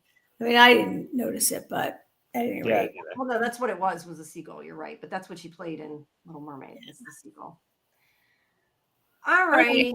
So we'll see. Yeah, we've gone through all 4 episodes. We went pretty quick, but I think yeah. Well, that's fine because they were short episodes and they're animated. It's not a huge deal. It's I think we covered everything with that. Yeah. All right. So next week we have Wayward 5 and 6, and we'll have the new Invasion as well.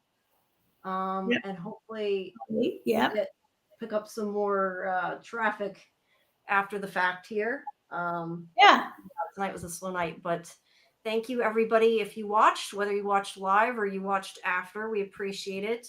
Please make sure you like the video, hype it if you can, subscribe to SciFi Vision on YouTube, and we will be back Sunday at 11:30 for our Daryl Dixon show. And maybe some other new stuff soon too. So keep watching and make sure you join Discord for our schedule. You guys have anything else to add? Nope. Good night, Doc. Good night. Yeah, good night, everybody. And everybody else. Yeah, that was a while ago. Hopefully he's still there. All right. Good night, everybody. Good night, people. Bye. Bye-bye.